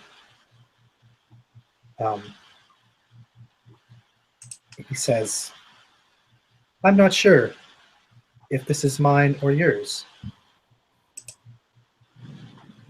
And he looks at Scion. He's not exactly asking you a question, but his eyes are asking you a question. Well, you're just talking about the crystal, right? Yeah, he's like asking you if you're giving him this crystal. Well, it came from mine, but I don't have a sense that it actually is mine, so I would guess it's probably yours. Perhaps it's not Scion that's giving it to you, but the Force. And when you say the Force, he like for the barest millisecond, you see him not understand, but then like he turns totally pink and like he starts to jiggle again. Oh, yes, Merry Christmas. And then the Ewoks start to run around again, and the one with the red nose jumps up and he goes to the sleigh, and he reaches underneath and he pulls out a little pouch, a little red pouch with gold lining, and he brings it over to the table and puts it in front of Santa and goes back to his chair. And Santa, while that's happening, he says, "Yes, the stranger, the dangerous one. Because you guys are presumably done eating at this point. He says that he seeks to end the long chain of Christmas givings. The worst possible usurpation of the good forces of the universe." And he says, "I cannot complete my task with him here. He blocks me. He seeks to gain my knowledge." Is this some local ritual? Oh, yes, I'll show you. Yes, but you must help me, please. That's why I called for your aid. I sensed that only someone from the stars like he is, but a post could stop him and allow me to complete my mission of giving." Like when he didn't say that so ominously, he said it cheerfully, like he's really excited to do it. He wants to do it.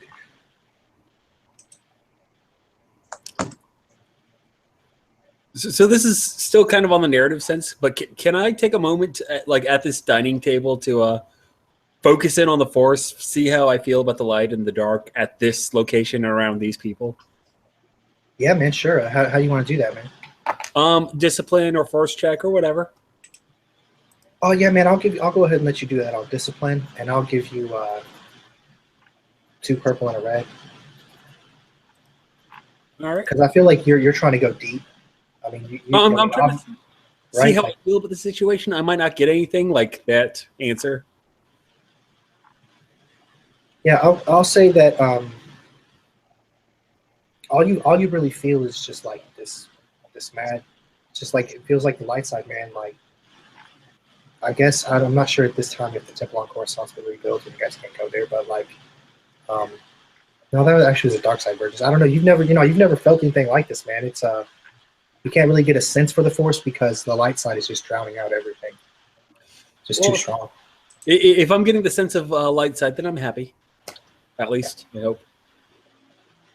Yeah, you almost feel like you take too strain also, but you almost feel like no matter what, it would be hard to, or be a dark side person here. Like it would be work.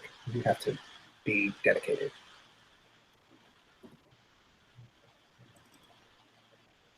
So yeah, man, you guys want to ask Santa anything else as he sort of tells you why he called you here?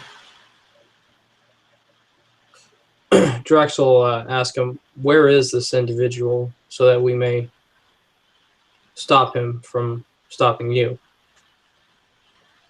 You walked right by him. He can't see us. Our magics protect us, but he seeks to penetrate us ever. I knew you were coming, and I shielded you with my. And he turns to the Ewoks as they like sit in their circle. He says, "We have learned many secrets over the years. We use them to deliver our gifts. The interloper wishes to learn these secrets. We can't do the rituals with him seeking to penetrate our sanctum, or he will find us. The only way for us to be able to deliver the gifts for Christmas is if you confront him while we complete our task." Diversion. What is your task? And he gets really excited, and he opens up he pulls up the pouch, and he says, "We give gifts to all the boys and girls on the nice list. Everyone who is good all year long. We take them gifts."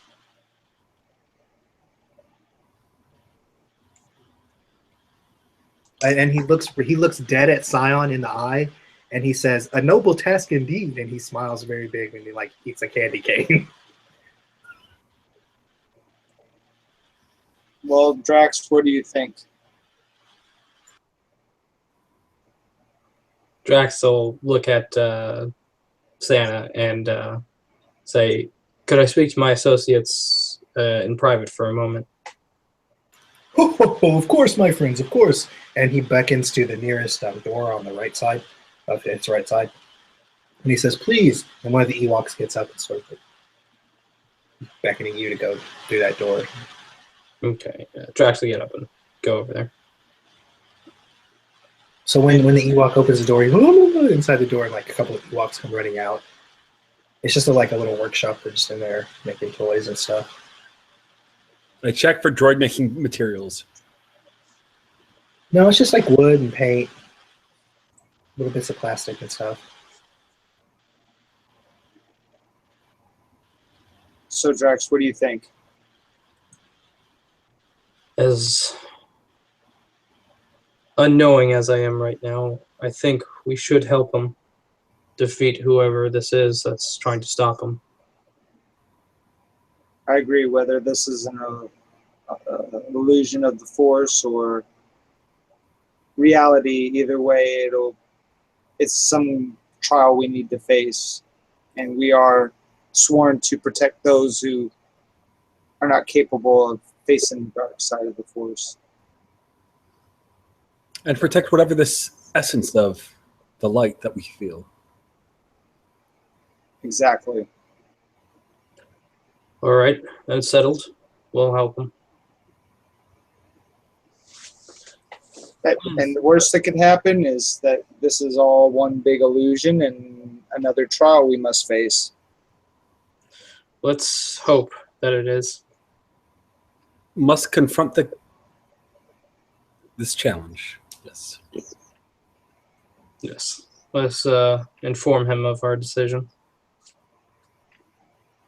Drax will start going out to talk to Santa. Okay, so as you guys exit the room, you see Santa holding a really big ass candy cane. It's like big, and As you exit the room, he like grips it tight, and a viridian blade pops out the end. And he's constructed a lightsaber in that brief moment. He has a blade. He's out there doing forms. He already looks like a Taru master. He looks like Yoda flipping around this giant fat dude. The jiggle is like his ultimate deceptive strategy as he flips through the air that you can't even tell where he is because he's jiggling so much. He says, "Ho, ho, ho," as he finishes his little kata, and he says, "Fun these gifts you brought me are." And he says, "You fight with these?" Ho, ho, ho. We defend those who can't defend themselves with these. Ho, ho, and he puts his arm around, like he's already put the lightsaber out.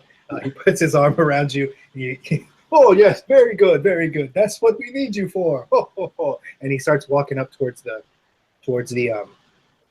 sleigh. And you notice there's like in the time you were in that room, hundreds of Ewoks have come in here, and they're all lined up, and they're all holding little bags like the one that Santa had held up and said presents. And Santa says, "So, are you ready to see the ritual? Are you ready to help?" Yes, we're ready to help. And he says, "Great. Come with me and sit on my sleigh. I'd ask you to sit on my knee, but you're a little old." Yeah. Just follow him to the sleigh. Yeah. Yep. Okay, so as you approach the sleigh, he says, "Very old magics we're going to use. We will slip through the Force, you call it, right? We call it the spirit of Christmas, but it will guide us to all the good boys and girls. And Rudolph will give us our presents. But you must fight the one who stops us. If you can, you must send me on my way so I can deliver the presents. It may be too much for you to defeat this foe. But if you buy enough time, the good boys and girls of the world will get their gifts." What can you tell Gand about the enemy? The bad. Oh. And Santa touches your shoulder and he says, "Lay your hand upon your companions."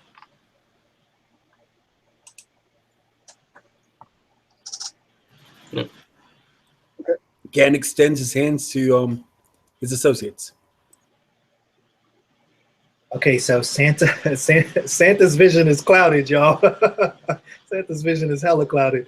Damn. So you guys get this coldness, and you know how cold it was outside, like that kill you in 5 minutes cold. This is even colder.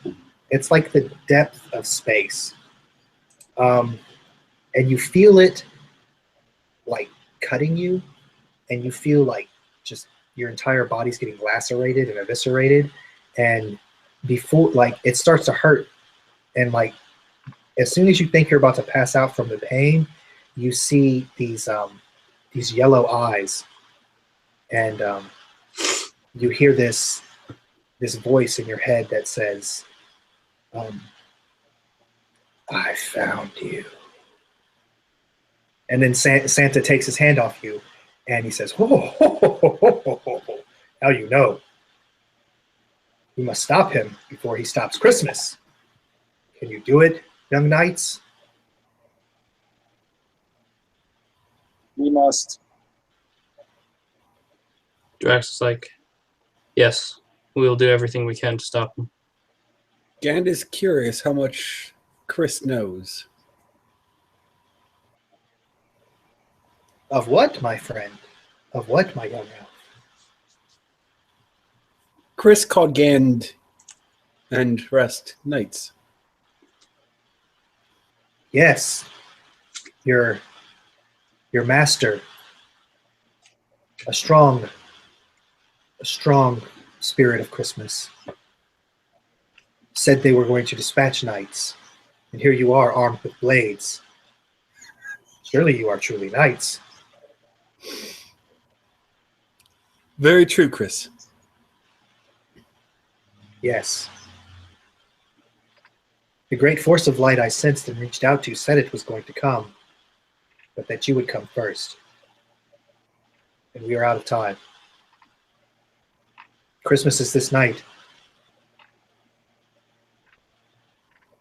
Let's do this then. Let's. If you are ready, we can begin delivering the presents right away. And he motions to the line of elf, which is now extended up all 3 floors and up around every which way. And he says, "We are ready too. We have toiled diligently since the heat of summer, which was cold here." And he gives you a little wink and smile. And he says, "So you are ready?" We will proceed. Gandalf will proceed. Yes, and he begins to say a chant. On Dasher, on Dancer, on Prancer, on Vixen, on Comet, on Cupid, on Donner and Blitzen. Lead the way, Rudolph, and take us to all the good children of the world. And as he says that, the world begins to fade, and you feel like you guys have probably slid down a water slide before, right? It's like, I don't know if your characters have, but that's what it feels like. It's like you're sliding down a water slide, but you're sitting in a sleigh. And all of a sudden you feel, I don't know, have you ever been on one of the ones with bumps and curves and shit where you kind of like raise up and like fall? You're not on the actual thing. It's like that, dude. It's like you got bumped off the ride. And all of a sudden you like on hard ground and you hit it and you feel that biting cold and you're all outside in basically a tarp. And as you all hit the ground, I want you all roll coordination checks. Okay. Against 1 purple. This is just to stay on their feet. And as you hit the ground, you see a black cloaked figure raise one arm up in the air, and the tarp flies up, and his other arm reaches down, and a red blade ignites. Okay, I got 2 green, 1 purple, correct? Yeah. And just go ahead and roll it, and if you succeed, stay on your feet. If not, you'll be prone at the start. No, just 1 advantage. Okay, yeah. So I'm gonna say you didn't get knocked prone, but because I'll say it's a failure to get knocked prone. So everybody stayed on their feet, and we're not gonna do anything with those advantages because I don't want to start off with 100 boosts. It's gonna you guys are gonna beat this guy's ass anyway. This is straight. Okay. So yeah, everybody roll your. I'll say cool because you were prepared. Unless so your much better vigilance is at fine, pitching. you want to roll. Yeah, if you want to roll vigilance, that's straight. And Drex, what's yours, brother? It's 2 yellow for cool. I'm gonna roll that here. That way, I just have them all in a row. And I can Okay. do that. And then his is gonna be vigilance. His vigilance. Okay. So he gets to go first, and then it'll be all of y'all. So besides a red saber and black cloak, anything else we see? I'll say you see those same yellow eyes. Human? It's hard to tell. Okay. He could be like Mary Allen, maybe. Anybody who's closely human, you can't tell. His skin's all faded out. It's like looks like fucking ghost. He's all pale. Okay. I don't know if you guys definitely would know, I guess, because this is the time with lots of Sith. Like this dude has serious dark side degradation, like bad. Yeah, that's cool, really. Yeah, like he's falling hard, super hard. And yeah, I need to make a check for Santa. Also, force using Chris Kringle, 5 force rating. That's pretty masterful. Okay, Chris Kringle manages to continue to give the gifts, so he's not just one of Bogart Jones' combat. That's good. The guy couldn't stop Chris. He continued to slip through the force to deliver the gifts to the young children. Which is good. If he had failed that role, he was going to fight with y'all, and then if you had lost, like, Christmas would have ended and everybody would have died. Well, all the kids would die because they didn't have presents. And What's life worth? They would die. Yes. They would literally just pass away. Yes, it's the end. All right, so it's his turn first. Let me get y'all's formation. Are we putting Drax up front? What's up with that? Who wants to go? Who wants to be up front? Or either that, or I'm going to roll a D3 and pick one of y'all. I'll do it. All right, good man. You're a good man. Okay, so he is going to attack you with his lightsaber. I guess we'll keep it simple. Let's start. That's going to be 2 purple. Do you have defense or anything, brother? I do not believe so. Oh, armored robes give 1 defense, don't they? Yes. You have armored robes, right? Yes. Okay. Sorry. So that'll upgrade 1 at least.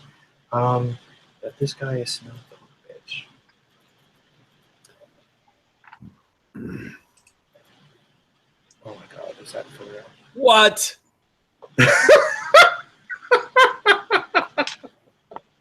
Is that 3 triumphs?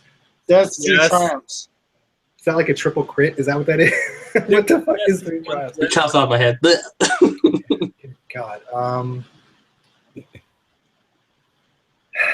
Too bad Chris Kringle didn't come. He could have put that blow for y'all. You know what? Actually, I want to do that. I'm gonna say this. Through the power of Christmas, Chris Kringle, the Force pulls Chris Kringle in front of you, and he's cut in half. And as he absorbs this blow for you, you notice his clothes sort of turn like into robes and shit that clothes like you guys wear, and like he does not even fat anymore. Like, he just turns into like a normal dude. Just looks like a normal human, almost like a Jedi. And his corpse falls to the ground. He's like skeletonized, basically. He's withered, like ancient, like his skeleton. Like he's been a skeleton for years. But you were just talking to him and he was pink, so I don't know.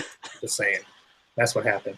And as that happens, you also feel the presence of those 9 Ewoks all around you, and you begin to feel the Force pulling you in like every possible direction. So that's going to be basically 3 blacks for every roll that y'all have. So that instead of you dying from those 3 triumphs, I'm just going to give you 3 blacks everyone for the rest of the encounter.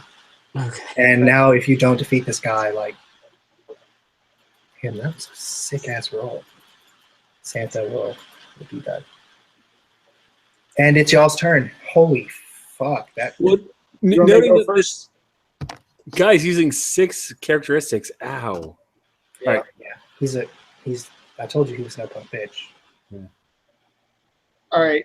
If you guys don't mind, I'll go first. Sounds good. All right.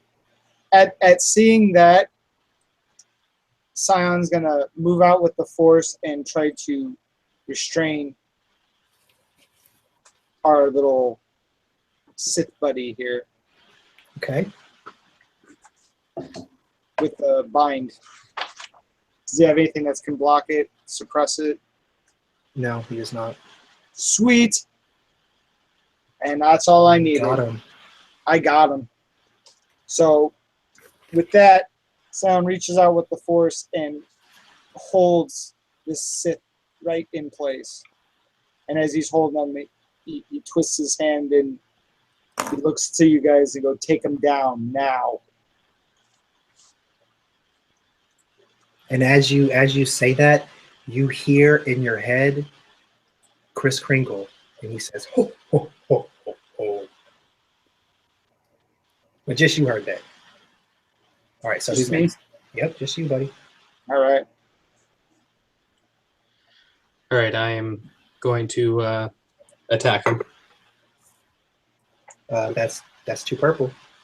Oh, actually, no, it's 2 red. I'm sorry, he's 2 red. He's totally the highest tier of enemy. So I got a lightsaber. Let's brace for despairs. Shit. Would someone want to roll this for me? I only have 1 red. Oh yeah, I'm sorry. What? 2 Yeah, yellow lightsaber and 1 skill. green. is what I have, and it's against 2 reds. Here we go. 4 advantage. Oh yeah. So what would you want to do with 4 advantages? So it's not a hit, but something could happen. I say, since he has his lightsaber activated, when I swing, I disarm him. So it hits, like I judge it wrong, swing too short, but it hits his blade and knocks it out of his hand since he can't move. Okay, that takes 2 of those advantages. You have 2 left. I'm going to pass it over to Gand for his roll. All right, so we're going to go ahead and say that's next person, so I'll get him too. Okay. And yeah, as the Sith Lord is frozen in place, and you knock his blade out of his hand because he's unable to sort of hold on to it. And Gan, what are you going to do, buddy? What's his pose? What's his posturing? I'll say that he had his blade down, so he came up and cut Kringle in half, and when he got frozen, he was basically right here, coming back, trying to get into a protective stance, but he didn't make it. He got body locked, so he's just like.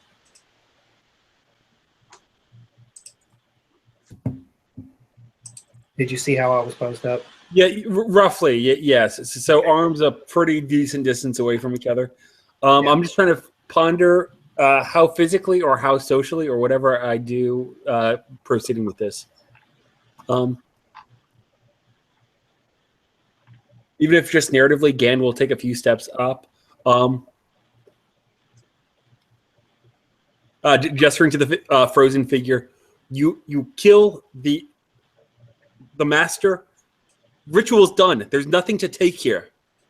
But I'll continue forward. Pull out, if you allow me these with the actions, pull out my binders, and I'll strain for if I need it, if it counts as other things. And I'll see if I can move his arms close enough to just bind.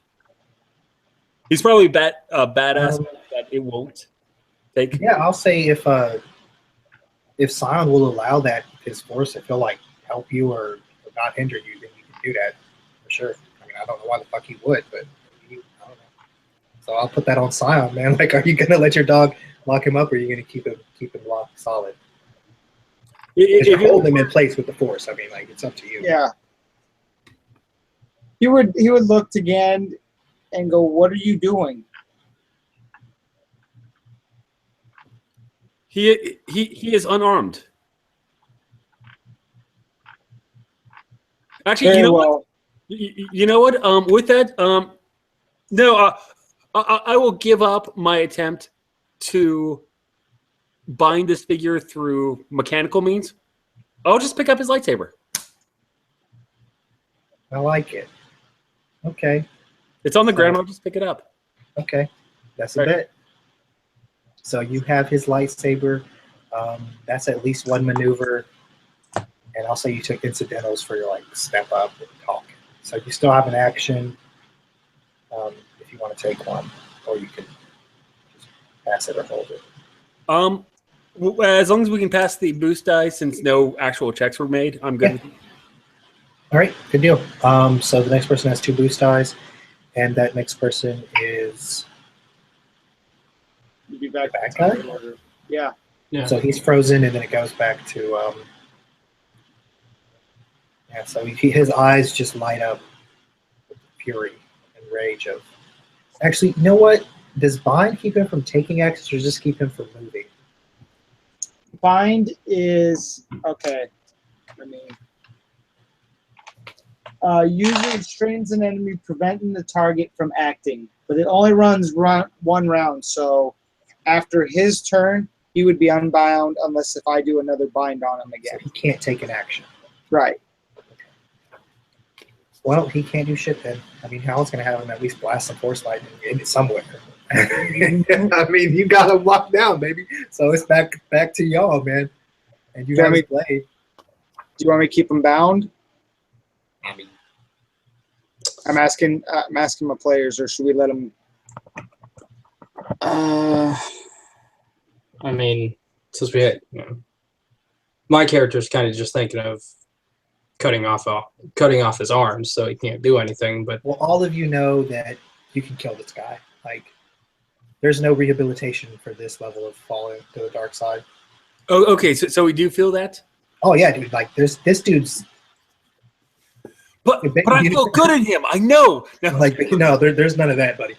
Basically, how strong in the light side the Grand Master is. This guy's stronger in the dark side than that. Okay. You're lucky he has not killed you yet. Like, you saw that fucking roll, man. Like, this dude ain't playing. He's the real deal. yeah, I'd say bind him. I'm gonna probably go to try to chop his head off. That's what I'm saying. Right. That's the solution you need to be heading towards is the decapitation of this fucking fool. All right. He So killed Santa, y'all. He cut him in half. I was either that or I was going to take a swing at him. So, all right, I'll hold him longer. So, All right, did or you make that attempt to. force roll? Let's see what I'm you got. going to right now. Yep, I'm That'll still do holding it. him. All right, so you see him strain against you, but you still have him, man. He's on lock. Next. All right, next. And I will attack and Yeah. roll. 2 boost dice from yourself. We still have the boost die floating, so I think you can boost yourself. Okay. Yeah, I will boost Oh, myself. yeah, I got your roll, man. I'm sorry. You're doing a lightsaber, right? Yes, and it's 2 yellow, 1 green. 2 yellow, 1 green. He's got 2 reds. Do you want to upgrade that with the light side or anything? What do you guys think? Yes? Because I think yes. Okay, I'm doing it, man. Fuck it. It's not up to them. It's up to you. Okay, yeah. No, you hit. Look, you took a strain, but you got a hit. What's the damage on your blade? Basic, so lightsaber damage is, it says 6 with breach of 1 and sunder. And I have a curved hilt, which automatically gives me a boost to successful lightsaber combat checks when engaged with a single opponent. Okay, so we'll roll 1 more boost for you. Nothing. Okay. Yeah, so you chopped him, dude. You did bad damage to him. You can see he's wounded. You got into his skin. Sweet. He's emaciated, man. This guy's skinny. Alright, cool. Yeah, I just come down, slashed across his chest. Was it boost or an advantage?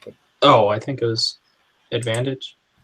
Yeah, I was like, I thought the curved hit was the base modifier was Yeah, I think Oh, so. yeah. As well. Yeah, so that'll just take out if you took a strain, go ahead and add that back. Okay. And then it's the last person in the round. Gan. And will since I'm in his face, I will go ahead and use my saber on him. Excellent. Difficulty of 2 red, my lightsaber, I will aim. Okay. Curved tilt, so I'm applying 1 advantage. Do I want to spend light side? How many yellows are you rolling? I'm rolling 2, so it would upgrade my third die to a yellow. I'll say maybe. I mean, Maybe, but it's not the worst thing to do. I'd do it. I mean, I would say if you had more than 3, I wouldn't do it. But we could Move use the third one light off. to save us from his attacks, or at least lessen the damage. yeah, you can upgrade his attacks too. Yeah, or upgrade the difficulty. Oh shit. Nice. So yeah, man, you're critting with that, right? I can. Your call, man. Do what the fuck you want. I mean, that's your role. Guys, any thoughts on a good use of the triumph? Well, if this hasn't killed him on your damage. Yeah, how much damage do you have? I mean, I could. Okay, I have 10 base plus 3, so 13 Okay. for each of 1. No, he's not. He hasn't fallen from that. Yeah, I figured he's probably good on that. He's hurting, but I can crit, but I don't need the triumph to crit. you can go with those 2 advantages. Um, Okay, so the thing on the chart here is upgrade the difficulty of target character's next check, upgrade any allied character's next check, including yourself, do something vital, such as shooting the controls of the nearby blast doors to steal their shot. Is there any interesting piece of gear on him that might be of hindrance? What do you mean? Actually, you know what? Because going in, as long as you're selling him as pure evil, and this was a painful red saber, I will see if I can use that triumph. So when I slash into him with my yellow blade, I will put his saber that I have in my other hand in the way to also be cut in half. You sunder his hilt. I think you need Just 2 thinking. for that. But I guess since you have it in your own hand, fuck it, I'll let you do that. That's straight. It's just to flare it up, and I'll use the other 2 advantage to critical. So a plus 30 to the check. Since Yeah, with your vicious too. Yeah. And then, Cool. here is the D100. Yep. So that would be 57. How can I do? Nice. Brawn and agility checks are increased by 1. Oh, I like it. It's pretty fucking good. Only his lightsaber was based on Brawn. What's that? If only his lightsaber skill was based on Brawn, it would be even better. Or agility, but I have no Yeah. idea. It's cool. I'm afraid now. I don't know why you weren't when he fucking chopped Chris Kringle in half with the three trials, and I shit my pants when I rolled that. Oh god! Because now we don't know what his high stat is. Well, I mean, but he just doesn't use brawn or agility for lightsaber. Anyways, it's back to his turn, but he's bound again, right? Mhm. Yep. So, yeah, back to the top. Buy his some bullshit. You know what? He needs force suppress, man. I should have gave that one. with That's cool. with the fact that 2 strikes still haven't taken him down, Yeah. and the severity, and even with Scion holding him with the force, and he's still not going down. Scion gets this feeling that he's going to have to finish the job himself, so he lets go with the force, ignites his blade, and goes for a killing blow. All right, man. Let's see that attack. Okay, and it's 2 red. Yep. You know what? I'm gonna use the force point to add it to, but I don't think I probably won't need it. But we'll see. Oh shit! All right, so How much that's. damage? Oh, and I forgot. Wait, I forgot another boost die because I get. It's accurate also. Oh, nice. So it's, let's see, 10 plus force, 14, pierce 5, breach 1. He's dead. Yeah, man. So describe how you kill this man and your lightsaber explodes in your hand. As seeing the one guy who asked us to intervene and help prevent the ending of the ritual fall in combat, and holding this Sith with the Force and still not being able to destroy him. This moment of desperation comes over Scion that he needs to protect everything else that's left. And as he lets go, ignites his blade and swings, he connects, decapitating him. But the force within him is so conflicted with everything that is just the bind force ability that he'd been holding on to didn't somehow just kind of tweaked everything, and his lightsaber just with the crystal inside just explodes after all that's happened. The growth of this crystal that came out for Mr. Kringle here, Santa Claus, and everything that's happened, it just, you take him out, but you see the pieces of lightsaber just explode as he follows through. Okay, so here's what happens in the quickest of instance. Okay, Gand swings down, destroying the red lightsaber. The crystal explodes into shards, blasting into his face. He's blinded by a red light in that instant. Seeing that, Scion pulls the Sith Tor forward, chopping his head off. But as he does so, his lightsaber begins to crackle, like when it activated inadvertently. And as soon as he severs the head of this individual who cut down Kris Kringle, his lightsaber crystal explodes in his hilt, and he's momentarily transported somewhere else. And he sees Kris Kringle for one instant as that fat, jolly man, but then he turns back into a human, almost looking like a Jedi in robes. And in that instant, you're back. And but you're not holding your exploded saber. You're holding that fucking candy cane saber, and you have like fucking red robes on.